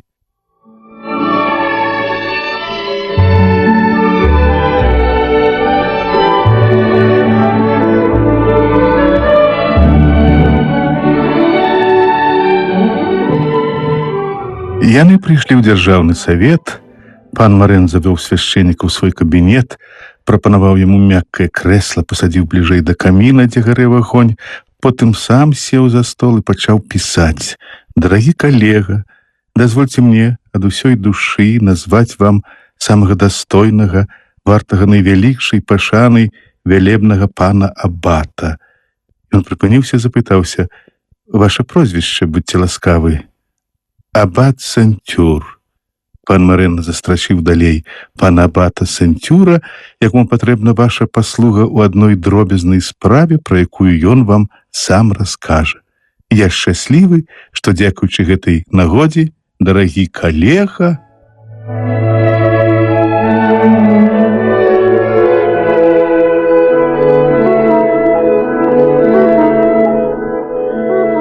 і закончыў адпаведным кампліментам. Напісаўшы 3 падобныя пісьмы, ён перадаў іх свайму пратэжэ, і той пасля бясконцых падзяк выйшаў з кабінета. Пан Марэн адпрацаваў у савеце, вярнуўся да хаты, спакойна дабыў да вечара, мірна праспаў ноч, прачнуўся ў выдатным настроі і загадаў падаць газеты. Першы ў рукі трапіўся лісток радыкальнага зместу. Ён прачытаў: «Наша духавенства і нашы чыноўнікі». Цяжка пералічыць злачынствы нашага духавенства.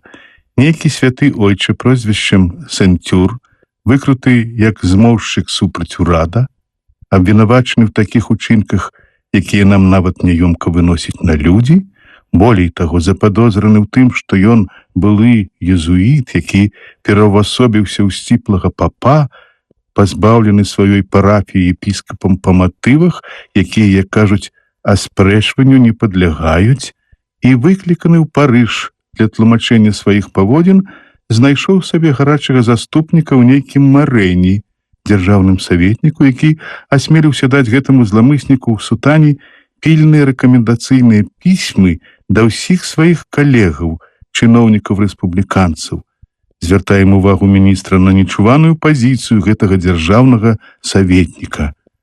Пан Мэрэн ускочыў, як уджалены, адзеўся і кінуўся да свайго калегі Паціпа.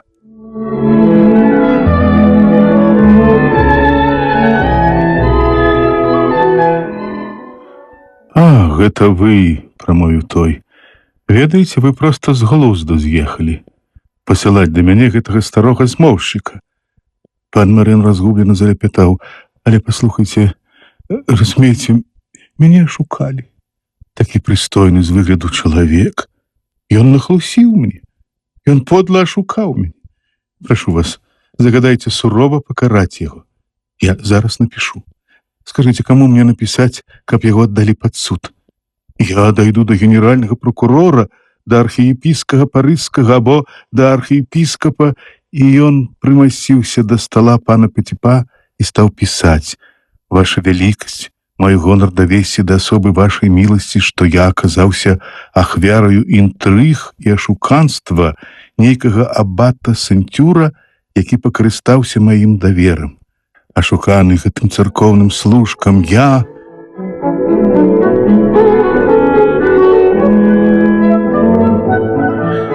Напісаўшы пісьмо і паклаўшы яго ў канверт, пан Мэрэн павярнуўся да свайго калегі і сказаў: «Вось бачыце, дарагі дружа, хай гэта паслужыць вам урокам. Ніколі і нікому не давайце рэкамендацыйных пісьмаў».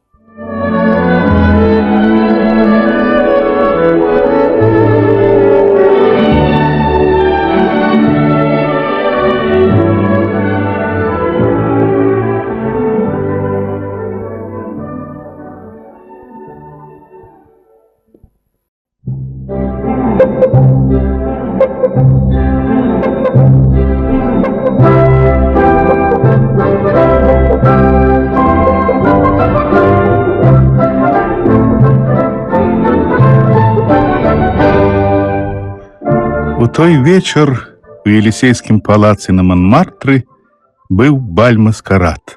З нагоды святога чацвярга і людскія ручаі, нібы вада ў адчынены шлюз, імкнулі ў ярка асветлены калідор, які вёў у танцавальную залу. Аглушальны покліч аркестра, што выбухаў у зале, музычнай віхурай вырываўся са сценаў палаца, разлятаўся па ўсім квартале і ўладна абуджаў у прахожых і ў дамаседаў нясцерпнае жаданне пайсці ў скокі, разагрэць сваю кроў, ад душы павесяліцца, жаданне, якое вечна дрэмля ў глыбіні чалавечай істоты.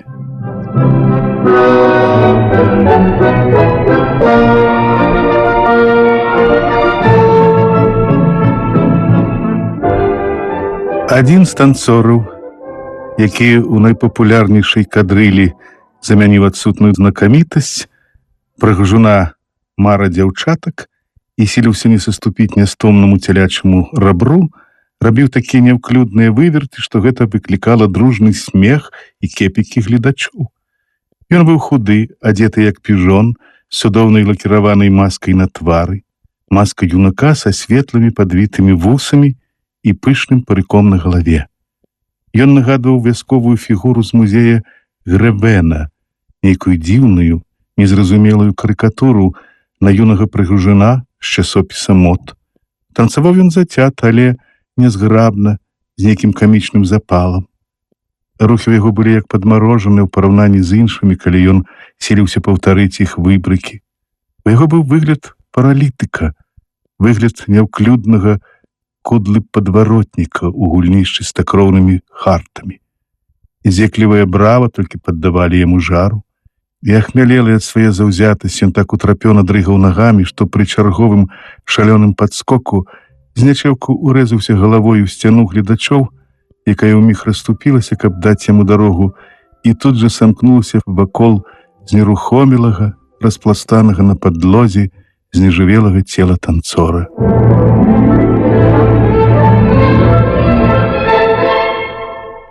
Мужчыны паднялі яго і панеслі з залы. Пачуліся крыкі доктара, ці ёсць тут доктар. З натоўпу азваўся малады чалавек, вельмі элегантны, у чорным фраку з буйнымі брыльянтамі на святочнай кашулі. «Я выкладчык на факультэце», – сціпла сказаў ён.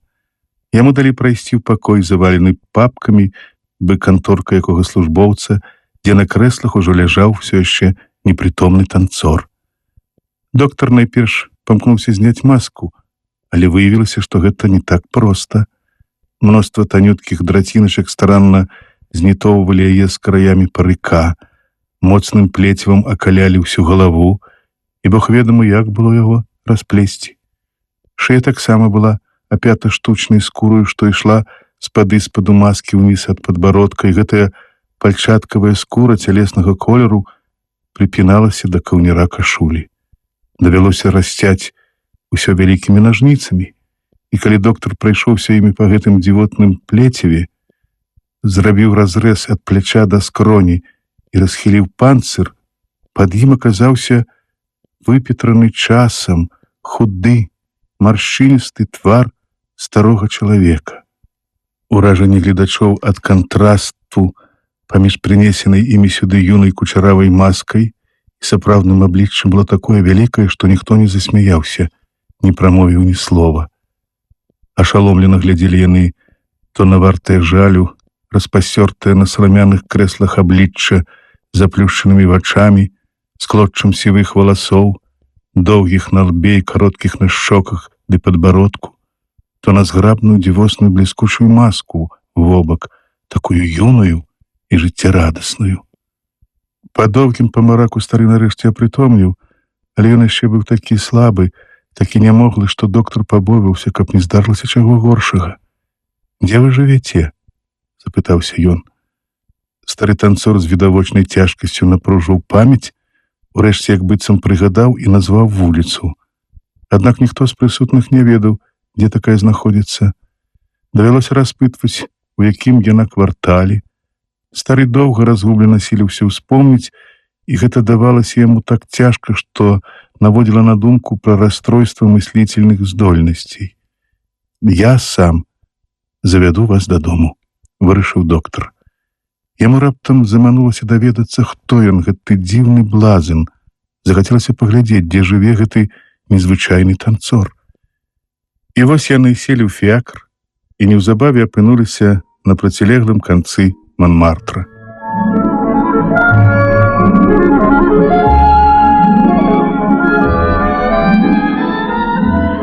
Фіакр спыніўся каля высокага абшарпанага дома за шмальцаванай лесвіцай, аднаго з тых занядбаных дамоў з безліччу вокнаў, страшэнна самотных на голым пустыры, дзе ў неахайных бярлогах вякуе свой век процьма згалелых, абнядоленых людскіх істот. Доктар, трымаючыся за парэнчы, драўляныя брускі вінтавой лесвіцы, да якіх прыліпала рука, завалок ажно на 5-й паверх легкадумнага старога, да якога спакваля вярталася сіла. Дзверы, в якія яны пастукалі, адчыніліся, і на парозе паявілася жанчына, таксама ўжо немаладога веку, кабета чыстенькая, у бялюткім начным чэпчыку на пукатай, заразка акрэсленымі рысамі твару галаве, вялікай, гожай і строгай. Такія звычайна бываюць у жанок рабочых, жанок працавітых і верных. «Ах, божачкі, што з ім?» – крыкнула жанчына. Калі коротка было растлумачана, што адбылося, яна і сама супакоілася і папрасіла доктара не хвалявацца, бо такое здаралася ўжо не першы раз у яе з мужам. «Яго трэба пакласці ў пасцель, пане. Толькі ўсяго ён засне, а заўтра ўсё будзе чын-чынам». Але ён ледзьве языком вырочвае, усумніўся доктар. Нічога страшнага. Гэта ў яго ад хмелю. Ён жа нічога не еў у абед, каб спрытнейшым быць. Затое кольну важна 2 чаркі для настрою. Гарэлка, уявіце сабе, развязвае яму ногі, але скоўвае думкі і мову. Ах, не ў яго гады ўжо лётаць на танцулькі. Не, па праўдзе, ну хоць ты плачы, калі ўжо думаецца чалавек. Але чаму ён гэтак утрапёна танцуе ў такія гады? запытаўся здзіўлены доктар. Яна паціснула плячыма і пачырванела ад гневу, які спакваля пановаў яе. Ах, божачкі, чаму? Ды таму смех казаць. Каб думалі, што ён і пад маскаю маладзён, каб жанчыны ліплі да яго ды нашэптвалі усялякую брэду яму на вушка, каб ён мог хоць даткнуцца да іх цела, хоць падыхаць іх пахамі, пудрамі ды памадамі, бо дзеля чаго ж яшчэ? Ах, пане, во якая ў мяне жытка, гэтыя цэлыя 40 гадоў усё гэта цягнецца. Але найперш трэба укласці яго ў пасцель, каб яму не стала кепска.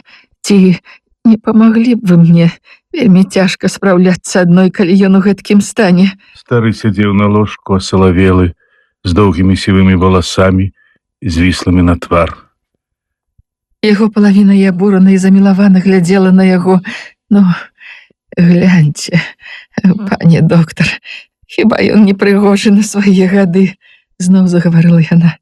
Дык не, трэба строіць сябе блазна, каб людзі думалі, што ён яшчэ малады. Горады і годзе, а праўда, ну, ён жа харошенькі, пане. Адну хвілінку, зараз убачыце, пакуль ён не лёг. Яна падышла да стала, дзе месціліся тазік з бан з вадою, грэбень і шчотка, узяла шчотку, вярнулася да ложка, адкінула ўгору зблытаныя кудлы п'янага мужа, і вось ужо яны, як на мадэлі мастака, буйнымі кучарамі леглі на патыліцу. Старая адступіла на крок і залюбавалася. Праўда, пане доктар, ён вельмі харошенькі на свае гады. Вельмі, пацвердзіў доктар, якога ўсё гэта пачынала дужа забаўляць. Каб вы толькі бачылі, які ён быў 25гадовы, дадала яна. Але ж трэба хутчэй укласці яго, пакуль тая гарэліца не вывернула вантробаў. Калі ласка, пане, памажыце сцягнуць рукав ось трохі вышэй, во гэтак. Добра, а цяпер штаны. Пачакайце, я зараз кіну чаравікі. Ну, вось і ўсё. А цяпер паставьте яго на ногі, хвіліначку патрымайце, пакуль я расцялю пасцель. Вось так, цяпер паложым. Вы, можа, думаеце, што зараз ён пасунецца, каб і мне было дзе легчы? То дзіва. Мне ўжо трэба шукаць сабе месца, абы дзе. Гэта ўжо яго зусім не цікавіць. Ну, спі, гулёна. Як толькі стары адчуў, што ляжыць у пасцелі, ён адразу заплюшчыў вочы, потым расплюшчыў, заплюшчыў зноў, і на ўсім яго задаволеным абліччы вымаляваўся рашучы намер спаць. Доктар разглядваў яго з растучай зацікаўленасцю. Значыць, ён ходзіць на маскарады, каб прыкідвацца там юнаком? Перапытаў ён. О, ніводнага не прамінае, пане. А раніцаю вяртаецца ў такім стане, што і уявіць немагчыма. Усё ад роспачы. І ляцець туды ён мусіць, і на свой твар гэтую кардонку напінаць мусіць ад роспачы, што ён ужо не той, які быў, і што ўжо не карыстаецца поспехам. Стары ўжо цяпер спаў і нават пачынаў пахропваць. Яна са шкадаваннем глядзела на яго і прадаўжала. О, а поспехам ён карыстаўся. Некалі карыстаўся вялікім поспехам гэты чалавек, такім, што і не падумаў бы, пане, большым, чым усе на свеце прыгажуны, спевакі ды генералы. Няўжо? А чым жа ён займаўся? О, вас гэта, канешне, можа здзівіць, тым болей, што вы не былі знаёмыя з ім у яго маладосці. Мы упершыню сустрэліся таксама на балі. Ён адвеку любіў іх. Калі я першы раз убачыла яго, адразу зразумела, ну ўсё, хана мне, як рыбцы на гачку. Ах, які ён быў прыгожы, пане. да таго прыгожы, што плакаць хацелася, гледзячы на яго смуглявыя такія валасы, чорныя, як смоль, кучаравыя, а вочы таксама чорныя і вялізныя, бывокныя.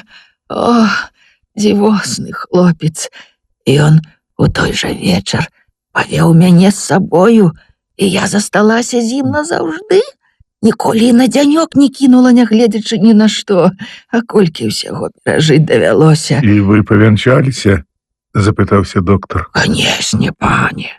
Інакш бы ён і мяне кінуў, як іншых кідаў. Проста адказала яна. Я была яму і жонка, і служанка, і усім, кім ён толькі хацеў. А колькі слёз я проліла за яго, але пры ім я век бы не заплакала. І он мне расказваў пра ўсе свае прыгоды, разумееце? Пане, мне да яго проста не даходзіла, як балюча мне было ўсё гэта слухаць. Чакайце, дык чым жа ён урэшце займаўся? Што рабіў? Ой, праўда, я і забылася сказаць. Ён быў першы мартэліў падручны. Другога такога на ўсім свеце не было. Сапраўдны мастак, зарабляў по 10 франкаў за гадзіну. Мартэль? Чакайце, хто такі мартэль? О, цырульнік, пане. Знакаміты цырульнік оперы. У яго прычэсваліся усе актрысы. Усе ўсенькія, нават самыя шыкоўныя жадалі, каб прычоску рабіў ім ампуаз. А потым адвальвалі яму такія чаявы, што ён стаў страшэнна багаты. Ах, пане, усе жанчыны з аднаго цеста, праўда, калі яны ўжо упадабаюць сабе мужчыну, дык ідуць на ўсё. Так, проста зразумець усё гэта і так цяжка, бо ён расказваў мне ўсё, ён проста не мог змаўчаць, не мог і ўсё тут.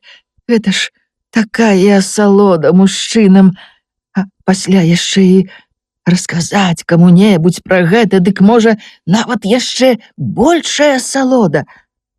Калі ён вечарам вяртаўся да хаты, трохі бляднейшы, чым звычайна, такі самазадаволены, вясёлы, я адразу ж думала, ну вось, яшчэ адна, напэўна, яшчэ адну падчапіў.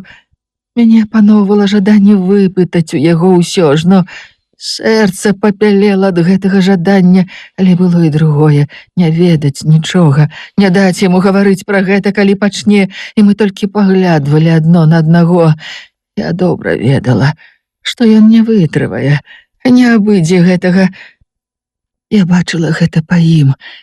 Такі ён быў смешны у сваім намаганні, каб я сама ўсё зразумела. Я такі ўсцешаны сёння, Мадлен, гаварыла ўсё яго аблічча. Я прыкідвалася, што нічога не заўважаю, не здагадваюся. Я ставіла на стол вячэру, сядала насупраць яго. У такія хвіліны мне здавалася, што у маю душу ляцяць камяні і разбіваюць маю любоў да яго. Так балюча было мне, пане, страшэнна балюча, а яму і не ў галаве было, і ён і не здагадваўся. Яму трэба было падзяліцца з кім-небудзь, пахваліцца, паказаць, як усе падаюць за ім, а дзяліцца не было з кім. Адна я была ў яго, адна я, вось, і мусіла выслухоўваць, мусіла каўтаць усё як атруту. Ён браўся вячэраць, а потым казаў: «У мяне новенькая, Мадлен». А я думала: значыць, праўда. Боже мой, што за чалавек. І навошта толькі я яго спаткала, ён прадаўжаў: «Новенькая і дужа прывабненькая». І гэта была якая-небудзь актрысачка з вадэвіля ці з вар'етэ, а потым пайшлі важнейшыя і самыя знакамітыя пані. Ён называў мне іхнія імёны, абмалёваў іх спальні і ўсё іншае, ўсё да рэшты, пане, такія драбніцы, што як толькі трывала маё сэрца, а ён перабіраў іх зноў і зноў, прыгадваў усё ад пачатку да канца і гэтакі быў сцешаны, што я мусіла смяяцца, каб ён не зазлаваўся на мяне. Можа, і не ўсё там было праўда, ён так любіў павыхваляцца, што мог і навыдумляць усё, а можа, і праўда ўсё, бо выгляд у яго тады быў стомлены. Пасля вячэры ён адразу ішоў спаць.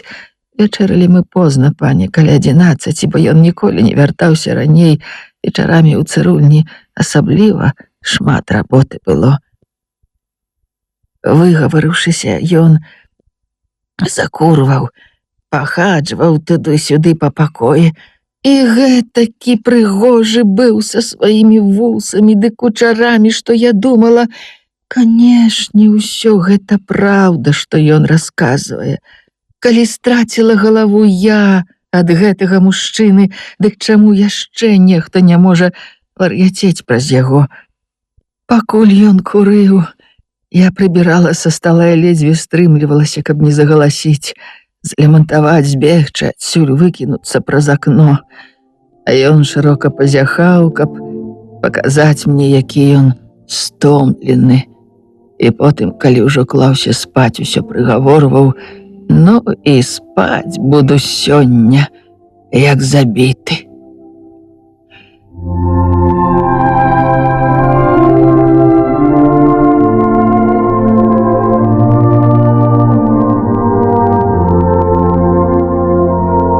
Я не дакараю яго, ён жа зусім не ведаў, як ён мяне мучыў. Ды не павінен быў гэтага ведаць. Ён гэтак любіў выхваляцца сваімі перамогамі над жанчынамі, бы паўлін хвастом сваім. Ён шчыра верыў, што ўсе любуюцца з яго і ўсе прагнуць яго. Яшчэ нясцерпней стала, калі ён пастарэў. Ах, пані, калі я першы раз заўважыла ў яго сівы волас, я ледзьве не самлела ад страху, а потым мяне хапіла такая радасць, подлая, але такая вялізная, бязмежная радасць. Вось і ўсё, падумала я. Вось і ўсё, мяне быццам з турмы выпусцілі нарэшце. Ён будзе толькі мой, бо другім ён будзе ўжо не патрэбны.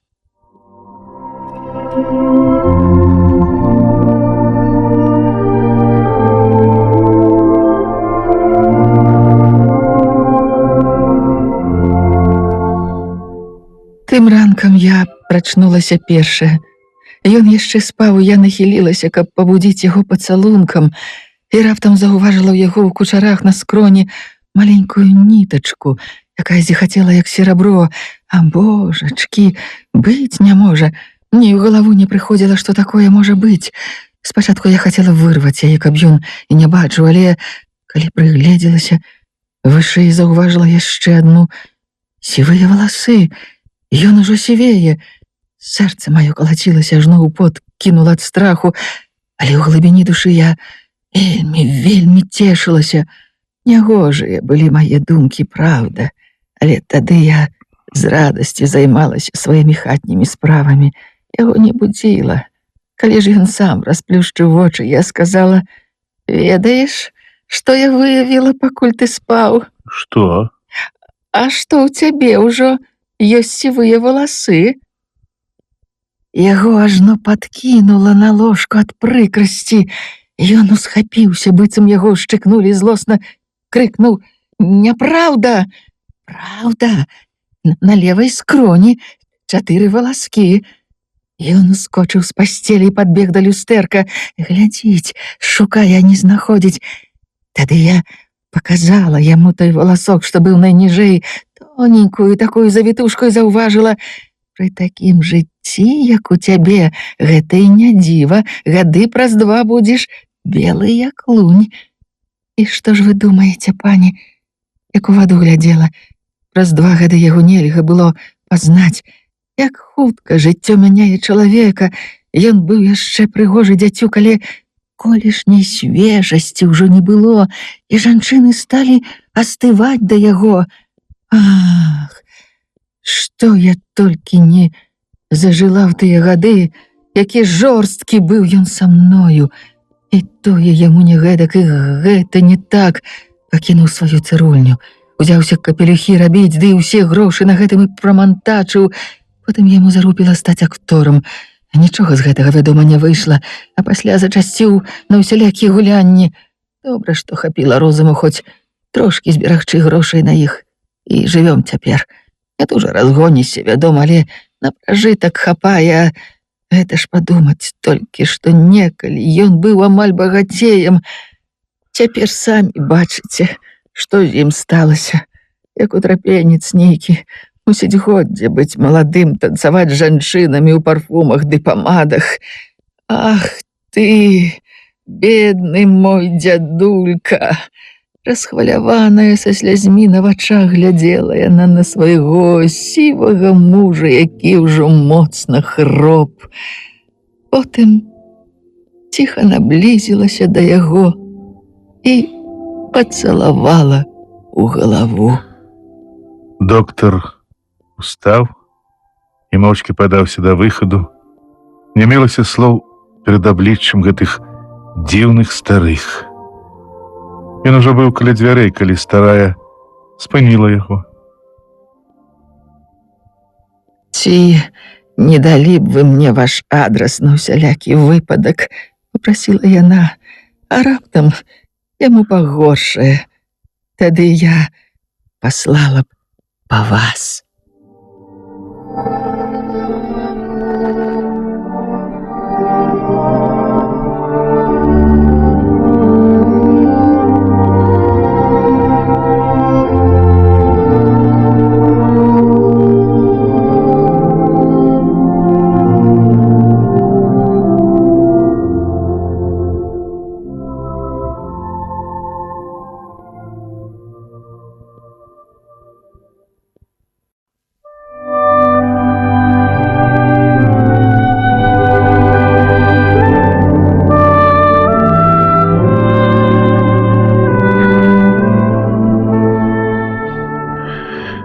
Вялікія няшчасці не засмучаюць мяне ніколі, сказаў Жан Вередель, стары халасцяк, якога лічылі скептыкам.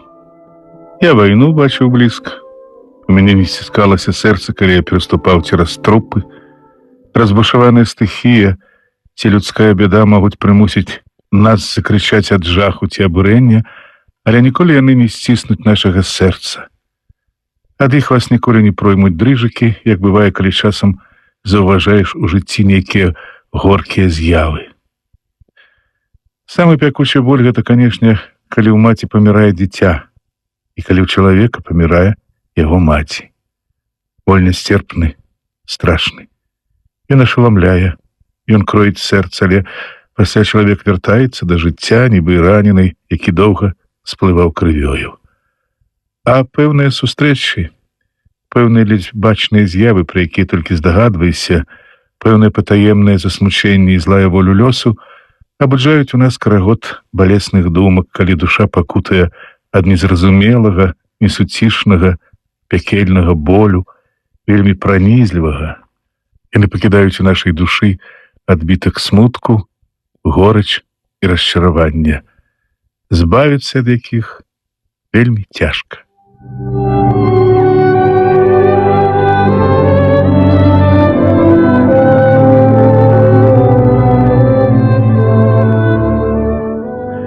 Я не магу забыць 2-3 выпадкаў, на якія другі чалавек ніколі б не звярнуў увагі, але яны працялі мяне і заселі ў сярэдзіне быццам доўгія, тонкія і вострыя атрутныя асцюкі. Можа, вы не зразумееце пачуцця, якое нарадзілася ад гэтых імгненных уражанняў. Я раскажу вам толькі пра адно. Яно вельмі старое, але цяпер жыве ў маёй памяці. Я такі ўражлівы, мусіць, ад сваёй чуллівасці.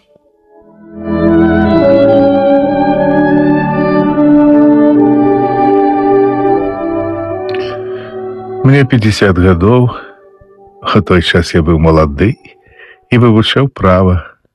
Трошкі сумны, трошкі летуценны, я захапляўся меланхалічнай філасофіяй, зусім не любіў ні шумных кавярняў, ні гарластых прыцеляў, ні дурных дзевак. Уставаў рана, і маё самае гарачае жаданне было прайсціся а 8 раніцы по рассаднику Люксембургского саду. А вы не гуляли по ім? Это быў нібыта забыты сад і нашага стагоддзя, прыгожы, як усмешка даўніны. Жывы плот зялёнымі сценамі буяў абапал ціхіх, вузкіх і роўных прысадаў, а нястомныя садоўнікавы нажніцы рупліва стрыглі і раўнялі спляценне галінак, і сям-там вам трапляліся кветнікі. Рады саджанцаў стаялі быццам школьнікі на шпацыры, кубкамі раслі густыя шыпшыны і цягнуліся ствалы пладовых дрэваў. У самым кутку гэтага раскошнага саду жылі пчолы. Іх саламяныя хаткі, латком расстаўленыя па градках, прыязна запрашалі сонца ў свае маленькія з напарстак дзверы. І на ўсіх сцяжынках вы чулі звон залатых мушак, сапраўдных гаспадынь гэтага мірнага куточка, сапраўдных валадарак гэтых доўгіх прысадаў.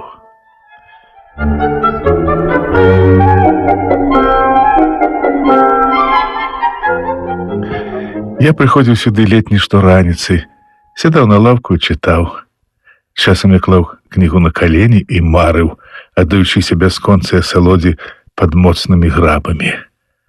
Але неўзабаве я заўважыў, што не я адзін прыходзіў сюды.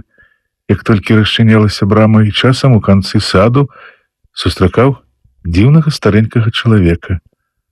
На ім былі чаравікі з сярэбранымі спражкамі, кароткія штаны, тытунёвага колеру іспанскі сурдут, карункавая хустачка замест гальштука і вычварны з шырокімі палямі шэры лямцавы капялюш да падтотнага фасону. Стары быў худы, надта худы. Яго кашчавы твар увесь час торгаўся і усміхаўся, а жывыя вочы міргалі, ні хвіліну не застаючыся ў спакоі ад бесперапыннага трапятання павекаў. У руцэ ён заўсёды трымаў кій з залатой булавешкай, які, мусіць, быў яму нейкім дарагім успамінам. Спачатку гэты чалавек мяне здзівіў, пасля вельмі зацікавіў. І я сачыў за ім скрозь зялёныя сцены прысадаў, ішоў за ім здалёк, прыпыняўся на паваротах, каб ён мяне не заўважыў. І вось аднае раніцы, прычыўшы, што ён адзін, стары пачаў рабіць дзіўныя рухі. Спачатку некалькі маленькіх скокаў, потым рэверанс. Пасля ён выбіў нагою досыць яшчэ спрытны антраша, пачаў зграбна з падскокам круціцца і смешна кружыцца, усміхаючыся нібы перад гледачамі. Кланяўся і вітаўся, выгінаў рукі, загінаў сваё маленькае лялечнае цела, пасылаючы ў паветра далікатныя вітанні, кранальныя і смешныя адначасова. Я глядзеў аслупянелы ад здзіўлення і пытаўся ў сябе, хто з нас вар'ят, ён ці я?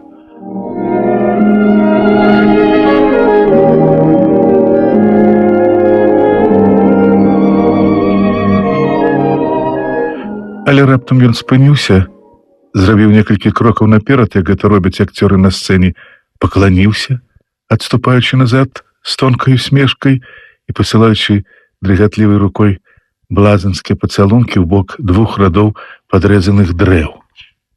І потым зноў пачаў сур'ёзна праходжвацца. З гэтага дня я не зводзіў з яго вачэй, і штораніцы ён паўтараў сваё бязглуздае практыкаванне. Мною авалодала неўтаймавальная прага загаварыць з ім. Я асмеліўся і, павітаўшыся, сказаў: «А сёння неблагое надвор'е, пані». Ён пакланіўся: «Праўду, пані, такое самае надвор'е бывала ў даўнія часы».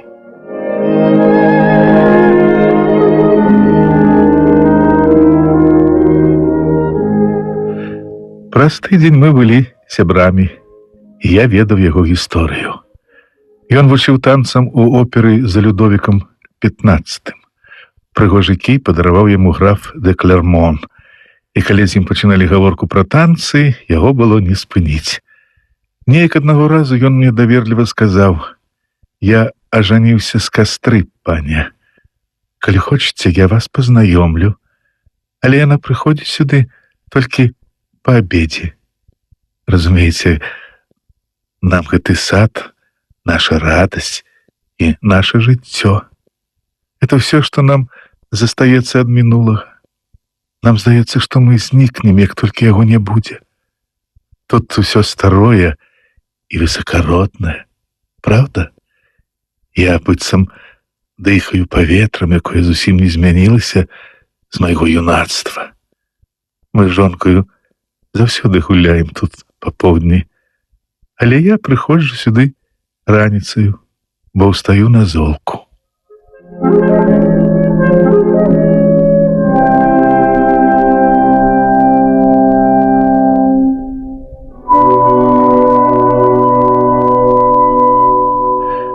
Адразу пасля снедання я вярнуўся ў люксембургскі сад і неўзабаве заўважыў свайго сябра, які зграбна падаваў руку старэнькай жанчыне, з якой мяне пазнаёмілі.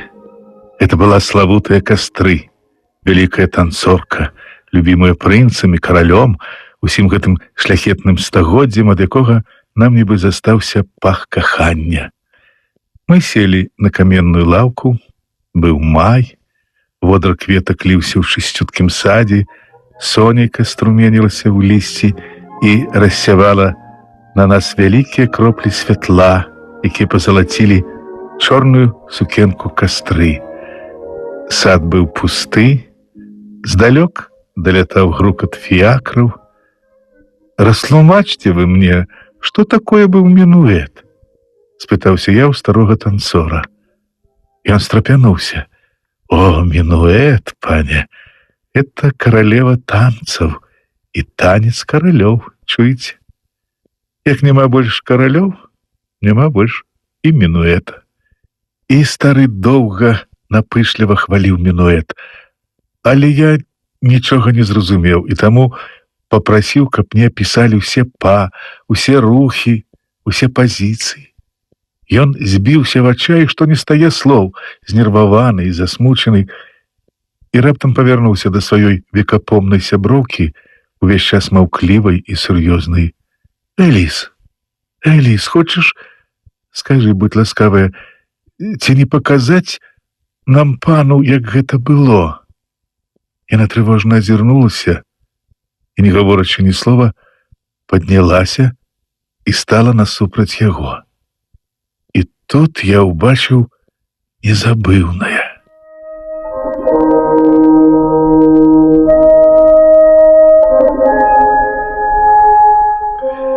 Яны хадзілі ўзад і ўперад, крыўляліся, як дзеці, усміхаліся, хісталіся, кланяліся, падскоквалі, як дзве старыя лялькі, вымушаны танцаваць старым, крыху разладжаным механізмам, створаным калісьці вельмі спрытным майстрам паводле моды свайго часу.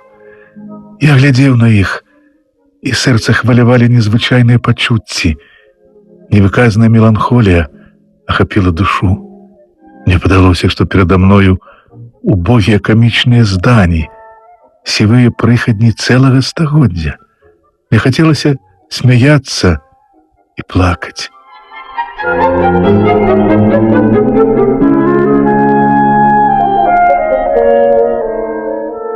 Нечакана яны спыніліся, фігуры танца скончыліся. Некалькі імгненняў яны стаялі адно перад адным, твары іх скрывіліся, вочы заміргалі, яны абняліся і заплакалі.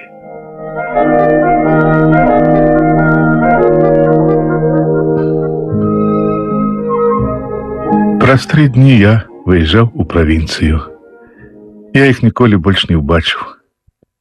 Калі праз 2 гады я вярнуўся ў Парыж, сад зматлашылі.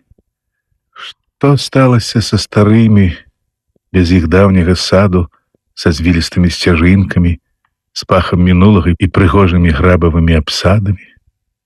Памерлі? Ці блукаюць па сучасных вуліцах? А можа, гэтыя прывіды мінулага, што ніколі не вернуцца ў свой век, танцуюць свой фантастычны мінуэт у месячным святле сярод цвінтарных кіпарысаў, паміж магіламі, уздоўж сцежак?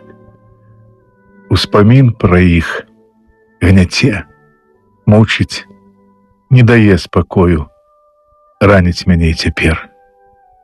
Чаму гэтак? Не ведаю. Вы, мусіць, будете смяяцца? Не?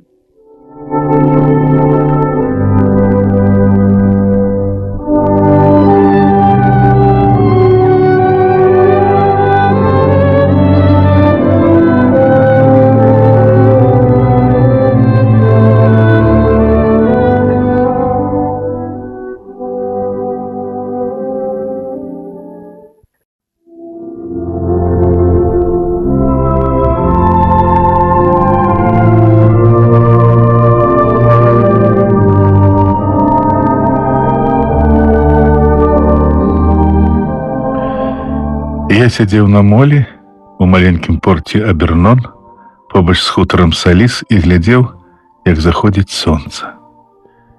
Мястэчка аточана з усіх бакоў магутнымі крапаснымі мурамі, пабудаванымі панам Дэвабанам, выдавалася ў моры якраз пасярэдзіне неагляднай ніцкай затокі. Высокія марскія хвалі разбіваліся аб скалы і адхлыналі, апярэзаўшы ўцёс шумавіннем.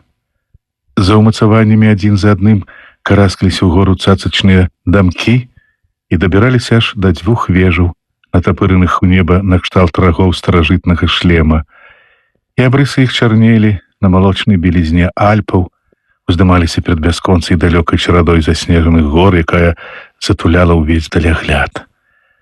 Паміж белай пенай каля муроў і белым снегам на небакраі мястэчка, раскінутае ў шызай смузе прыгоркаў, стракацела пірамідай дамоў з рыжымі дахамі і з белымі фасадамі такіх розных адценняў, што яны здаваліся каляровымі у промнях вячэрняга сонца.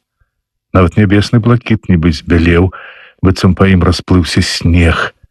Срэбныя хмаркі плылі над бледнымі вяршынямі, а па той бок затокі каля вады, быццам белая нітка, выцягнутая паміж морам і гарамі, спачывала Ніца.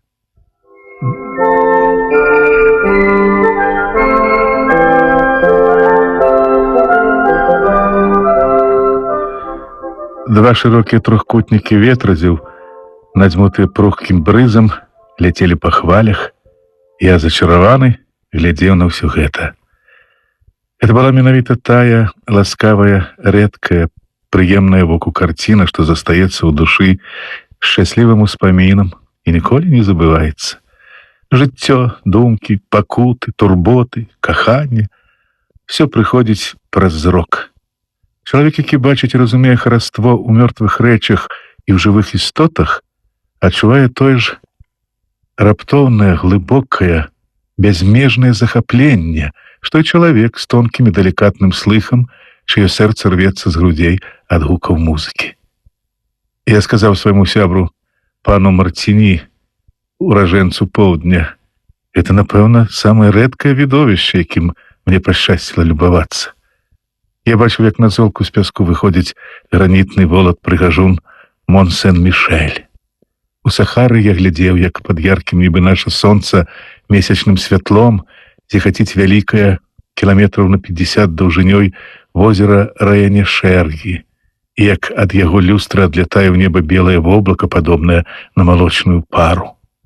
На Ліпарскіх астравах я глядзеў на фантастычны серны кратар Валканела, вялізную кветку, якая дыміцца і пячэ, жоўтую кветку, якую ніколі не сарвеш, бо яна расце пасярод мора, і цыбур яе вулкан. Нічога прыгажэйшае за Антібы на фоне Альпаў пад вячэрнім сонцам я ніколі не бачыў. Я не ведаю, чаму мне прыгадваецца старажытнасць, усплываюць у памяці Гамеравы радкі. Это горад антычнага ўсходу, это горад з Адысеі, это Троя, хоць яна і стаяла далёка ад мора.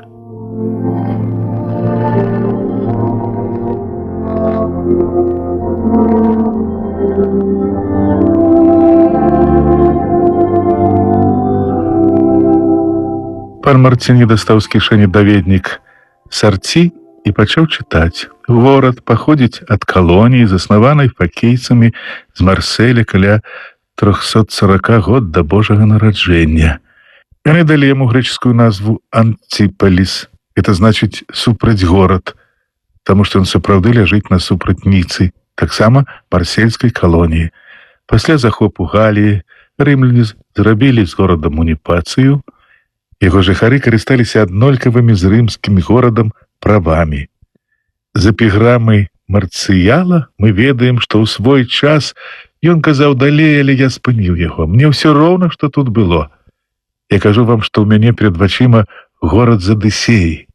Берагі Азіі і Европы падобныя, але тут, на другім канцы міжзем'я, все інакш. І во мне абуджаюцца успаміны пра гераічныя часы.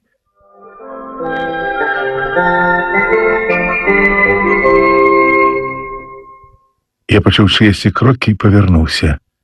Жанчына, высокая чарнявая жанчына, ступала па дарозе, якая вядзе ўздоўж мора на мыс. Пан Марціні прашаптаў, гучна націскаючы на апошнія склады: «Ведаеце, гэта пані Парыс». Не, я не ведаў яе, але гэта імя траянскага пастуха сугучна злілося з маімі марамі. Я ўсё ж спытаўся: «А хто яна, пані Парыс?» Ён, здавалася, абрадаўся, што я не чуў гэтай гісторыі.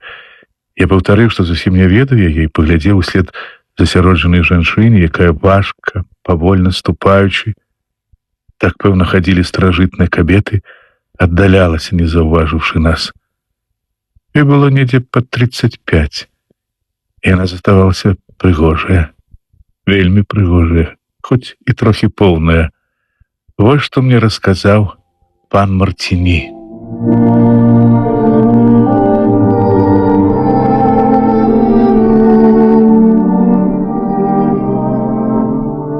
Пані Парыс да замужжа Камбеломб за год до войны 1870 года выйшла за пана Парыса, чыноўніка. Маладая дзяўчына была настолькі танюткая і вясёлая ў той час, наколькі мажная і сумная цяпер. На жаль, ёй дастаўся пан Парыс, адзін з тых пузатых мужчын на маленькіх нагах, якія шпарка ходзяць у заўсёды абвіслых штанах. Пасля вайны у Антібах стаяў толькі адзін лінейны батальён пад камандай пана Жана де Кармелена. Малады афіцэр меў узнагароды за кампанію і зусім нядаўна атрымаў 4 галуны. Ён вельмі нудзіўся ў крэпасці душнай кратоўні за двайным непарушным мурам і таму часта хадзіў гуляць на мыс у сасняк, які выстаяў пад усімі марскімі ветрамі. Тут ён напаткаў пані Парыс, бо яна таксама у летнія вечары прыходзіла сюды падыхаць свежым паветрам пад шатамі дрэў. Як закахаліся яны? Хто ведае, яны сустракаліся, глядзелі адно на дно, а калі не бачыліся, напэўна, згадвалі свае спатканні. Успамін пра чарнавокую, цемнавалосую і белатварую маладую жанчыну, вобраз прывабнай і свежай дачкі поўдня з прыгожай белазубай усмешкай, доўга не ішлі з галавы афіцэра, які крочыў далей і замест таго, каб дакурыць цыгару, пачынаў жаваць яе. А аблічча ладнага каменданта ў залатым мундзіры і ў чырвоным галіфе яго твара з завітымі светлымі вусамі мусілі паўставаць перад вачыма пані Парыс, калі яе дрэнна паголены і няхайны, куртаты і пузаты муж сядаў вячэраць.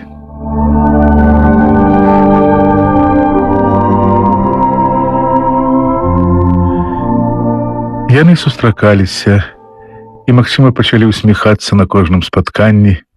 Яны бачыліся і падумалі, што ведаюць адно аднаго. Неяк ён, мусіць, прывітаў яе. Яна здзівілася і ледзь-ледзь якраз настолькі, каб не быць няветлівай, кіўнула яму. Але праз 2 тыдні яна ўжо здалёк, а не зблізу, адказвала на яго вітанні. Ён загаварыў першы. Пра што? Напэўна, пра захады сонца. Яны разам любаваліся імі, часцей пазіраючы ў вочы адно аднаму, чым на небасхіл. І штовечар 2 тыдні гэта заставалася адзінай і звычайнай прычынай для кароценькай размовы. Потым яны асмялелі і, размаўляючы, прайшлі некалькі крокаў разам. Але вочы іх казалі ўжо безліч патаемных, запаветных, салодкіх слоў, рэха якіх чуецца ў пяшчоце, ва ўзрушаным позірку, слова, ад якіх мацней б'ецца сэрца, таму што вочы лепш за прызнанне гавораць пра тое, што хаваецца ў душы. Пасля ён узяў яе за руку і шапнуў тыя зразумелыя кожнай жанчыне словы, пра якія яна даўно здагадваецца, хоць і робіць выгляд, што не чуе іх. Яны дамовіліся, што будуць любіць адно аднаго, але не пераступяць мяжы цнатлівасці і сяброўства. Яна б так ніколі не пайшла далей гэтых пяшчотных адносін, але ён хацеў большага, і штодня ўсё настойлівай прагнуў яе і патрабаваў саступіць. Яна не саступала, адмаўляла яму, здавалася непахіснай. Зрэшты, аднаго вечара яна быццам незнарок сказала: «Мой муж паехаў у Марсель. Ён там прабудзе 4 дні». Жан де Кармелен укленчыў каля яе ног, молячы сёння ж у 11 вечара прыняць яго. Але яна і слухаць ні пра што не захацела, і раззлаваная вярнулася дамоў.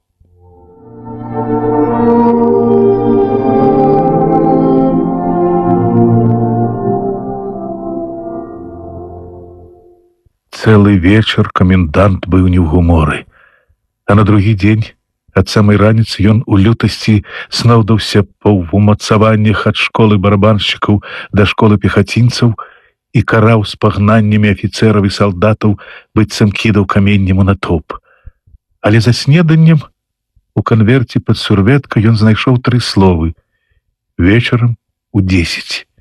І без дай прычыны ён падарыў 5 франкаў афіцыянту.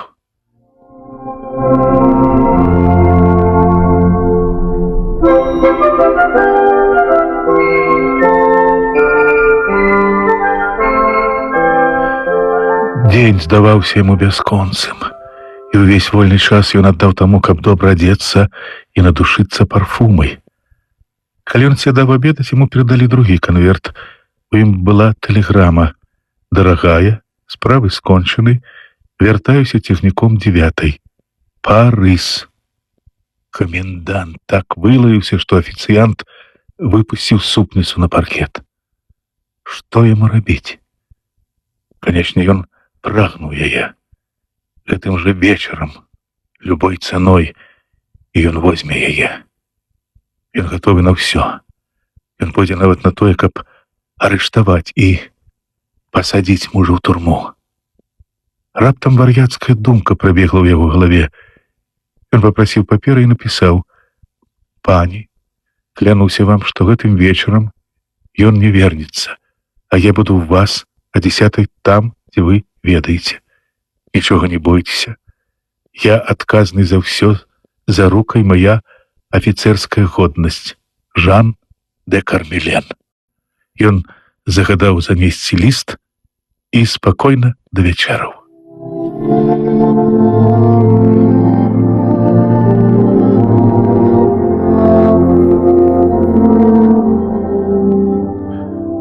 А 8 ён паклікаў свайго намесніка, капітана Грыбуа, і, качаючы між пальцаў скамечаную тэлеграму пана Парыса, сказаў: «Капітан, я атрымаў вельмі дзіўную тэлеграму, зместу якой не магу перадаць нават вам.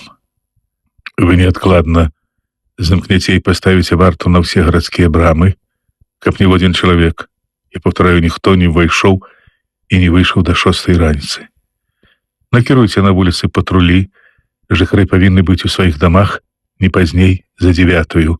Спозненых прыводзіць да хаты пад прымусам. Калі вашы людзі спаткаюць мяне сёночы, яны павінны адразу пайсці прэч, быццам не пазнаўшы мяне. Вам усё зразумела? Всё, мой камандзір. Назначаю вас адказным за спаўненне усіх маіх загадаў, дарагі капітане». «Добра, мой камандзір. Ці не хочаце чарачку шартрэзу?» «Захвотаю, мой камандзір». Яны чокнуліся, выпілі залацістага лікёру, і капітан Грыбуа пайшоў.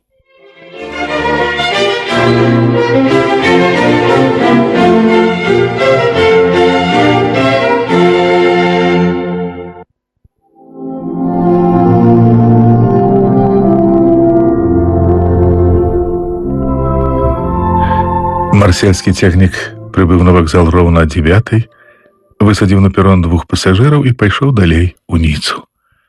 Адзін з іх, высокі і худы, быў пан Сарыб, алейнік, другі, маленькі і тоўсты, пан Парыс. Узяўшы ў рукі сакваяж, яны шпарка папраставалі ў горад, да якога было з кіламетр. Але калі яны апынуліся перад партовай брамай, варта скрыжавала штыкі і загадала ім ісці адсюль. Разгубленыя, збянтэжаныя, аслупянелыя ад здзіўлення, яны адышліся параіцца і, пашаптаўшыся, рахманыя вярнуліся, назваліся і хацелі пачаць перамовы. Але ў салдатаў, мусіць, былі жорсткія загады, бо яны прыгразілі стрэліць, і ад перапуду, забыўшыся на свае занадта цяжкія рэчы, падарожнікі кінуліся на ўцёкі. Яны абмінулі умацаванні і апынуліся перад канскай брамай. Яна таксама была зачыненая і ахоўвалася грозным пастом. Паны Сарыб і Парыс — людзі асцярожныя. Яны не рызыкнулі ісці далей і вярнуліся пад вакзальны дах, бо начное блуканне вакол крэпасці было небяспечнае. Сонны служка здзівіўся і дазволіў ім пераначаваць у зале пасажыраў. У цемры яны леглі на абабітую зялёным аксамітам канапу, занадта напалоханыя, каб думаць пра сон. Ноч цягнулася бясконца.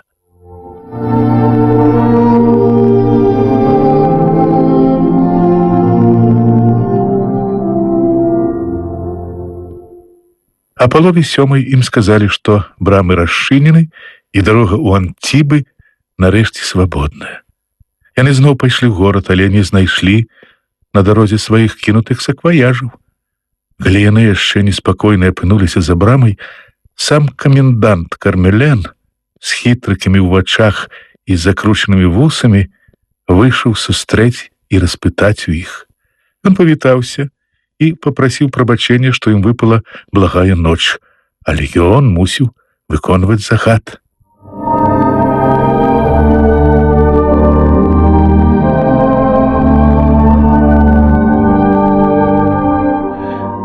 Антібы перапалохаліся. Адны казалі пра гвалтоўную вылазку італьянцаў, другія пра высадку прынца-спадкаемца, трэція пра арлеанісцкую змову. Праўда раскрылася пазней, пасля таго, як каменданцкі батальён быў накіраваны вельмі далёка, а на пана де Кармелена накладзена жорсткае спагнанне.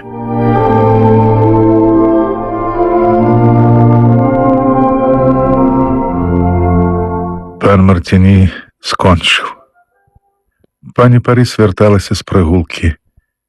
Яна прыплыла блізка ад мяне, не адводзячы вачэй ад ружовых пад апошнімі сонечнымі промнямі альпійскіх грабянёў. Мне хацелася павітацца з сумнай гаротнай жанчынай, якая, пэўна, заўсёды помніла сваю такую сёння далёкую ноч кахання, смелага мужчыну, які за яе пацалунак асмеліўся абвясціць у горадзе аблогу і закрэсліць сваю кар'еру. А ён, можа, забыўся на яе і, мусіць, дзе за чаркай хваліцца сваім смелым, смешным і палкім учынкам. Ці ўбачыліся яны другі раз? Ці кахае на яго, як некалі? І мне падумалася, ось яно якое сучаснае каханне, блазенскае і ўсё ж гераічнае. Гамер, які апеў бы гэтую Алену, павінен быў бы мець душу Поль де Кока. Але ж які ён адчайны, смелы, прыгожы і дужы нібы Ахіл. Хітрамысны больш за Уліса. Герой этой кінутай жанчыны.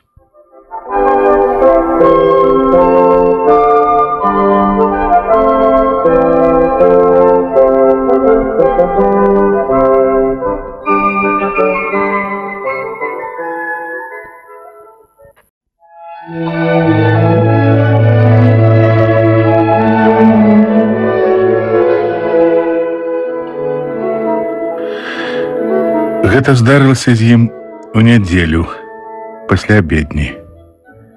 Ён выйшаў з царквы скіраваў на пралеглую ярам дарогу, якая вела дадому, і тут уперадзе заўважыў Мартэнову дачку.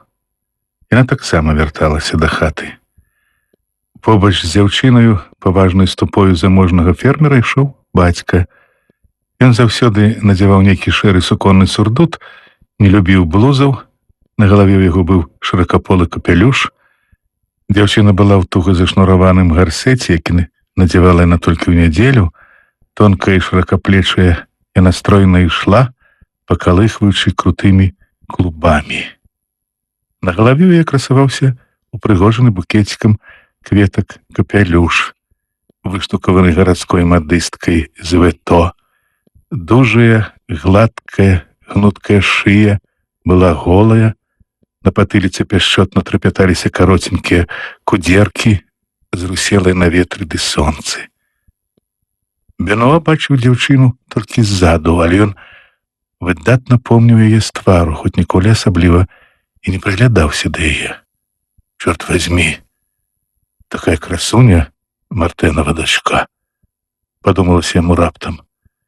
Ён залюбавана глядзеў на яе хаду і нечакана адчуў, што яго апаноўвае гарачае жаданне. Яму нават не было патрэбы, каб яна азірнулася. Не, яго вочы былі прыкаваны да дзявочага стану, а ў думках вілося тое самае: чорт возьми, такая красуня.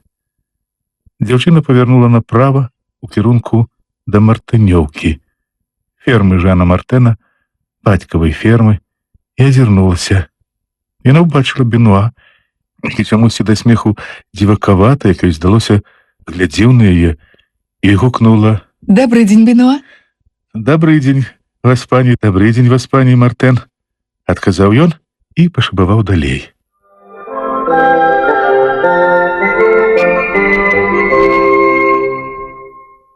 Калі ён прыйшоў дадому, суп ужо стаяў на стале.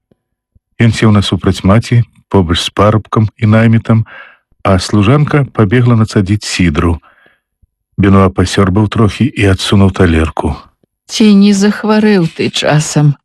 Запыталася маці. Да не, жывот нешта пучыць, не хочацца есці, адказаў ён. Ён глядзеў, як елі іншыя, сам час ад часу адломваў кавалачак хлеба, няспешна клаў яго ў рот і паволі жаваў. Яго думкі былі заняты Мартэнавай дачкой. Папраўдзе-такі красуня. Як толькі ён дасюль не заўважаў гэтага. Адкрыццё прыйшло так знянацку і ўзрушла так моцна, што ў яго ажно прапаў апетыт.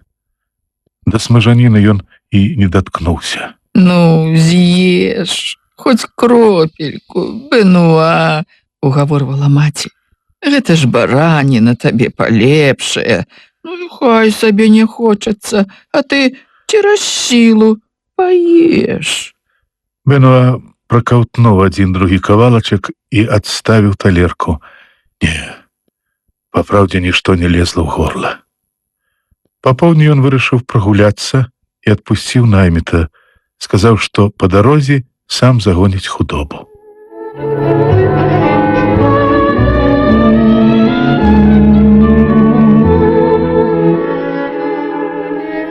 У полі было бязлюдна, людзі не дзелькавалі. Сям там у конюшыне ва ўгрэве палежвалі, жавалі жуйку разамлелыя з разбухлым вымем каровы, пры ворыве чакалі праткнутыя збоку плугі, шырокія чорныя шнуры пераплужаных ужо гатовых да сяўбы палеткаў перамяжоўваліся жоўтымі палосамі свежай пшаніцы і аўса. На прыволлі гуляў востры восеньскі вецер, як знак таго, што ўвечары па захадзе сонца будзе халаднавата. Бенуа сеў каля, зняў капелюш, паклаў яго на калені, быццам яму было трэба асвяжыць галаву, і ў поўнай цішыні галосна сказаў: што красуня яна, то красуня.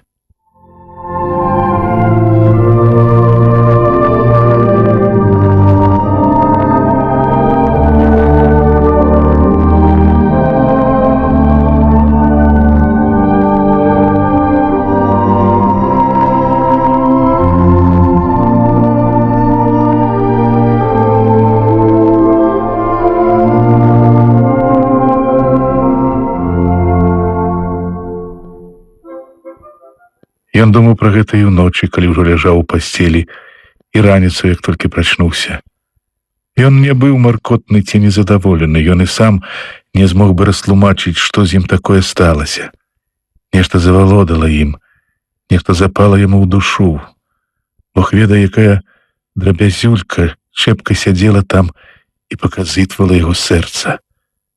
Гэтак часам заляціць у пакой вялікая муха з гучным бзынкатам, кідаецца на то ў адзін, то ў другі бок, і гэты бзынкат не дае вам спакою, раздражняе. Раптам муха прыпыняецца, сціхае. Вы ўжо нават забываеце пра яе, але тут жа яна зноў зрываецца ў лёд, і вы міжволі глядзіце ёю след. Не злавіць, не выгнаць, не забіць, не ўтаймаваць яе немагчыма. Яна ж толькі на нейкі момант супыніцца і зноў учыняе сваё надаеднае бзынканне. Гэтак і згадка пра Мартэнаву дачку не давала спакою Бенуа, нібы назолістая муха.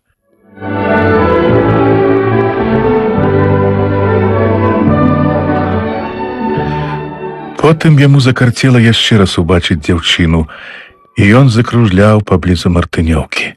І ўрэшце такі убачыў. Яна развешала бялізну на вяроўцы, напятай паміж дзвюма яблынямі.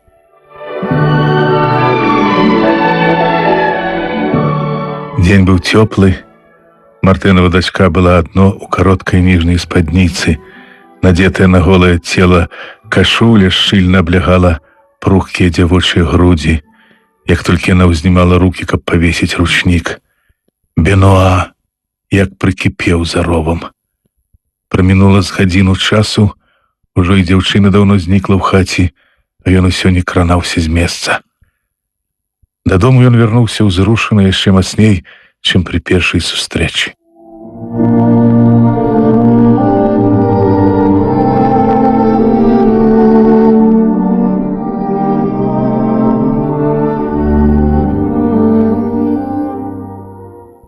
Цэлы месяц яго думкі былі заняты адной Мартэнавай дачкой. Ён ажно ўздрыгваў, калі пры ім згадвалася яе імя. У яго дарэшты прапаў апетыт, па начах ён абліваўся потам і амаль не спаў. Штонядзелі, ў час абедні, ён не зводзіў з яе вачэй. Яна заўважыла гэта і стала яму усміхацца, палашчанай такім непрыхаваным залюбаваннем.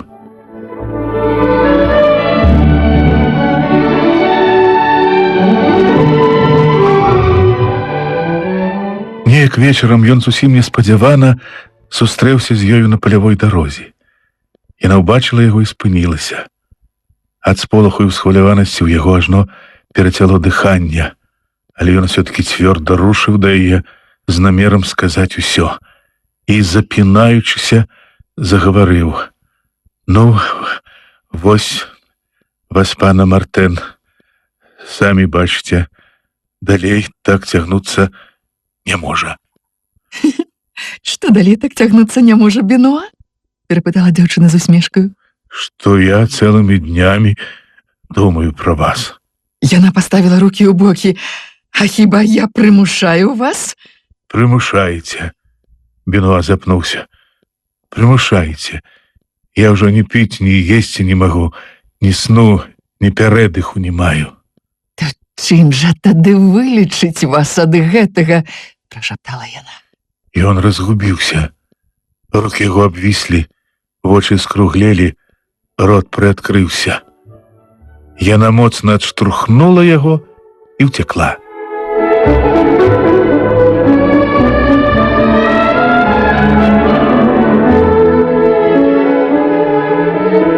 З гэтага дня яны пачалі сустракацца. То каля межавых рабоў, то на дарозе ў ярах, то у прывечарэлым полі, калі ён пасля працы вёў дадому коней, а яна гнала з пашы сваіх кароў. Бенуа адчуваў, як нядольная сіла вабіць яго да Мартэнавай дачкі. Ён цягнуўся да яе і душой, і целам. Яму праглася сціснуць яе в абдымках, задушыць, з'есці, зрабіць яе часткай сабе самога. Яго ажно калаціла ад бяссілля і нецярплівасці, ад шалу, што яна не дарэшты належыць яму, што яны не створаны адзінай істотай.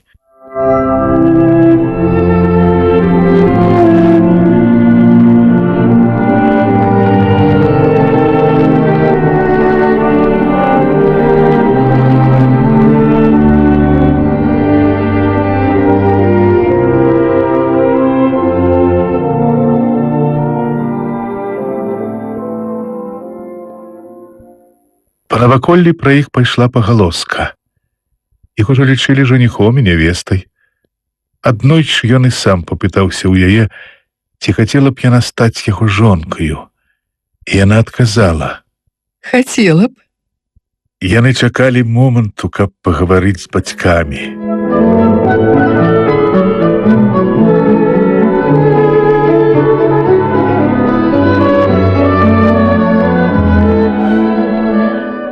І раптам ні з таго, ні з сяго яна перастала хадзіць на спатканні.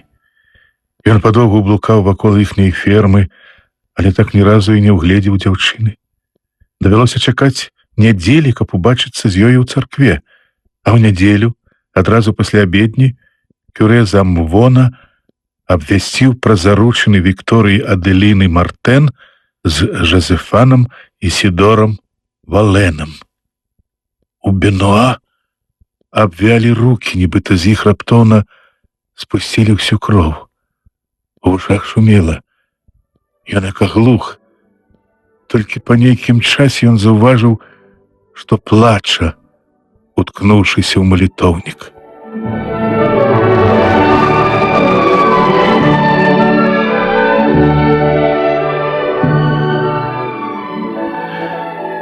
Цэлы месяц ён не паказваўся на людзях. Потым зноў лёг у работу.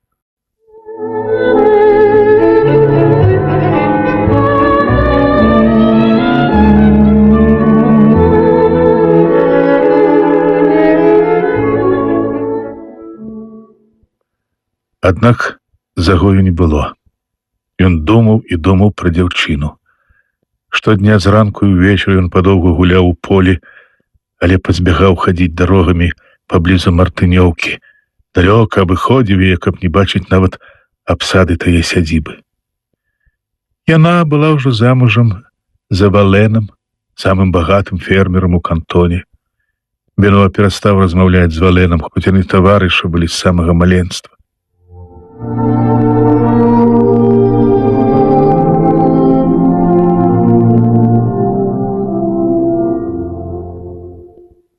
Неяк вечарам, праходзячы паўз мэрыі, Бенуа пачуў, што Мартэнава дачка цяжарная.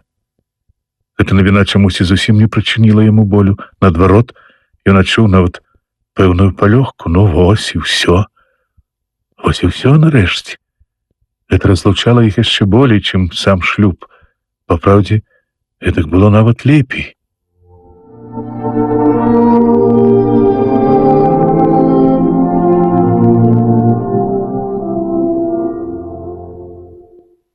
Прамінаў месяц за месяцам. Бывалі выпадкі, што ён бачыў яе на дарозе, калі яна ацяжэлай паходкай ішла ў сяло. Угледзеўшы яго, яна чырванела, угінала галаву і прыспешвала хаду.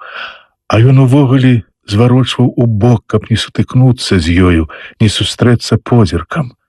Яго жахала думка, што ў любы дзень ён можа апынуцца з ёю з вока на вока, і тады давядзецца загаварыць. А што ён мог сказаць ёй цяпер пасля ўсяго, што было сказана некалі, калі ён браў яе рукі ў свае і цалаваў яе валасы на скронях? Зноў і зноў прыгадваліся яму спатканні каля равоў. Подла ўсё-такі яна зрабіла, і гэта пасля ўсіх яе абяцанак.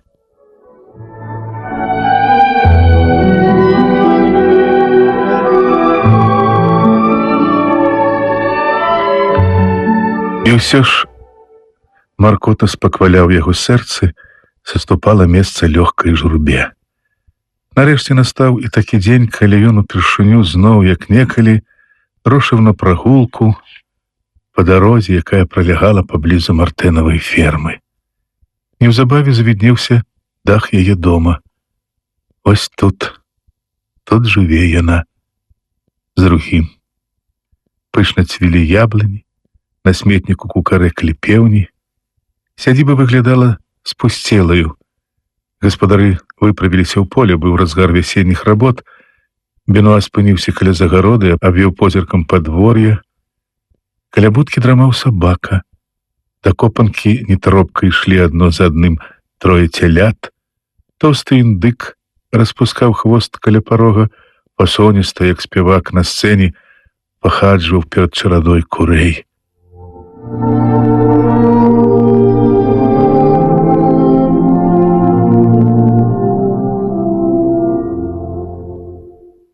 Бенуа прыпёрся да слупка. І чакана чамусьці страшэнна захацелася плакаць. Але тут з дома да яго даляцеў крык. Доўгі, адчайны лямант. Бенуа стаў, як укапаны, ашчаперыў жэрдку, напята ўслухаўся. І зноў доўгі, роспачны лямант упіўся яму ў вушы, у самае сэрца, працяў яму ўсю істоту. Гэта крычала яна. Ён сарваўся з месца, перабег лужок, рыўком расчыніў дзверы і ўбачыў яе на падлозе. Пасінелая, зашалелымі ад болю вачыма, яна сутаргава курчылася ў перадродавых схватках. Ён так і прырос да парога, спалатнеў, залікацеў мацней, чым яна, і пралепатаў: «Это я, тут, васпана Мартэн». Яна, задыхаючыся, адказала: «Не пакідайце мяне адну, толькі не пакідайце мяне, Бенуа». Ён глядзеў на яе і не ведаў, што рабіць, што казаць. Яна закрычала зноў. Просто на частачкі разрывае. Бенуа! Яна ажно вілася ад болю. І тады Бенуа раптам ахапіла апантанае жаданне паратаваць яе, суцішыць боль, збавіць яе ад пакут. Ён нагнуўся, узяў яе на рукі, падняў і занёс на ложак. Яна не пераставала стагнаць, а ён хутка раздзяваў яе, скідаў кофтачку, спадніцу, кашулю. Яна кусала сабе рукі, каб стрымаць крык, а ён зрабіў тое, што звычайна рабіў сваёй жывёле, каровам, авечкам, кабылам, памог ёй нарадзіць і неўзабаве трымаў у руках пісклявае немаўлятка. Ён абцёр яго, увярцеў у палатніну, якая сушылася каля печы, паклаў на стол на яшчэ непрасаваную бялізну і вярнуўся да парадзіхі.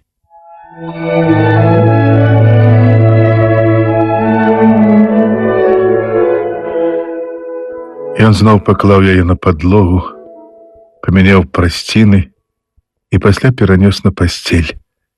Яна прашаптала: «Дзякуй, Бенуа, слаўны ты чалавек». І як ад нейкага запозненага жалю ціха заплакала.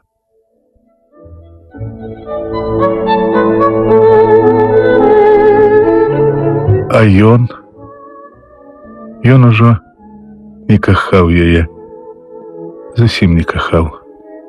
З каханнем было кончана. Якім такім чынам?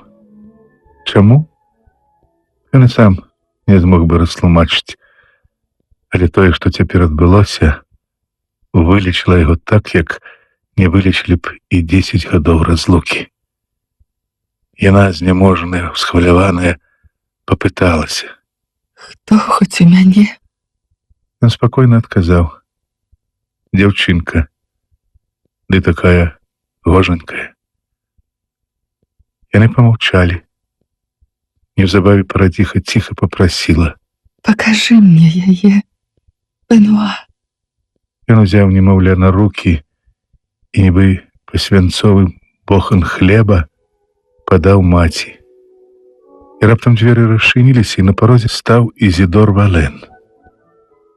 У першы момант ён ніяк не мог уцяміць, што тут да чаго. Нарэшце зразумеў усё.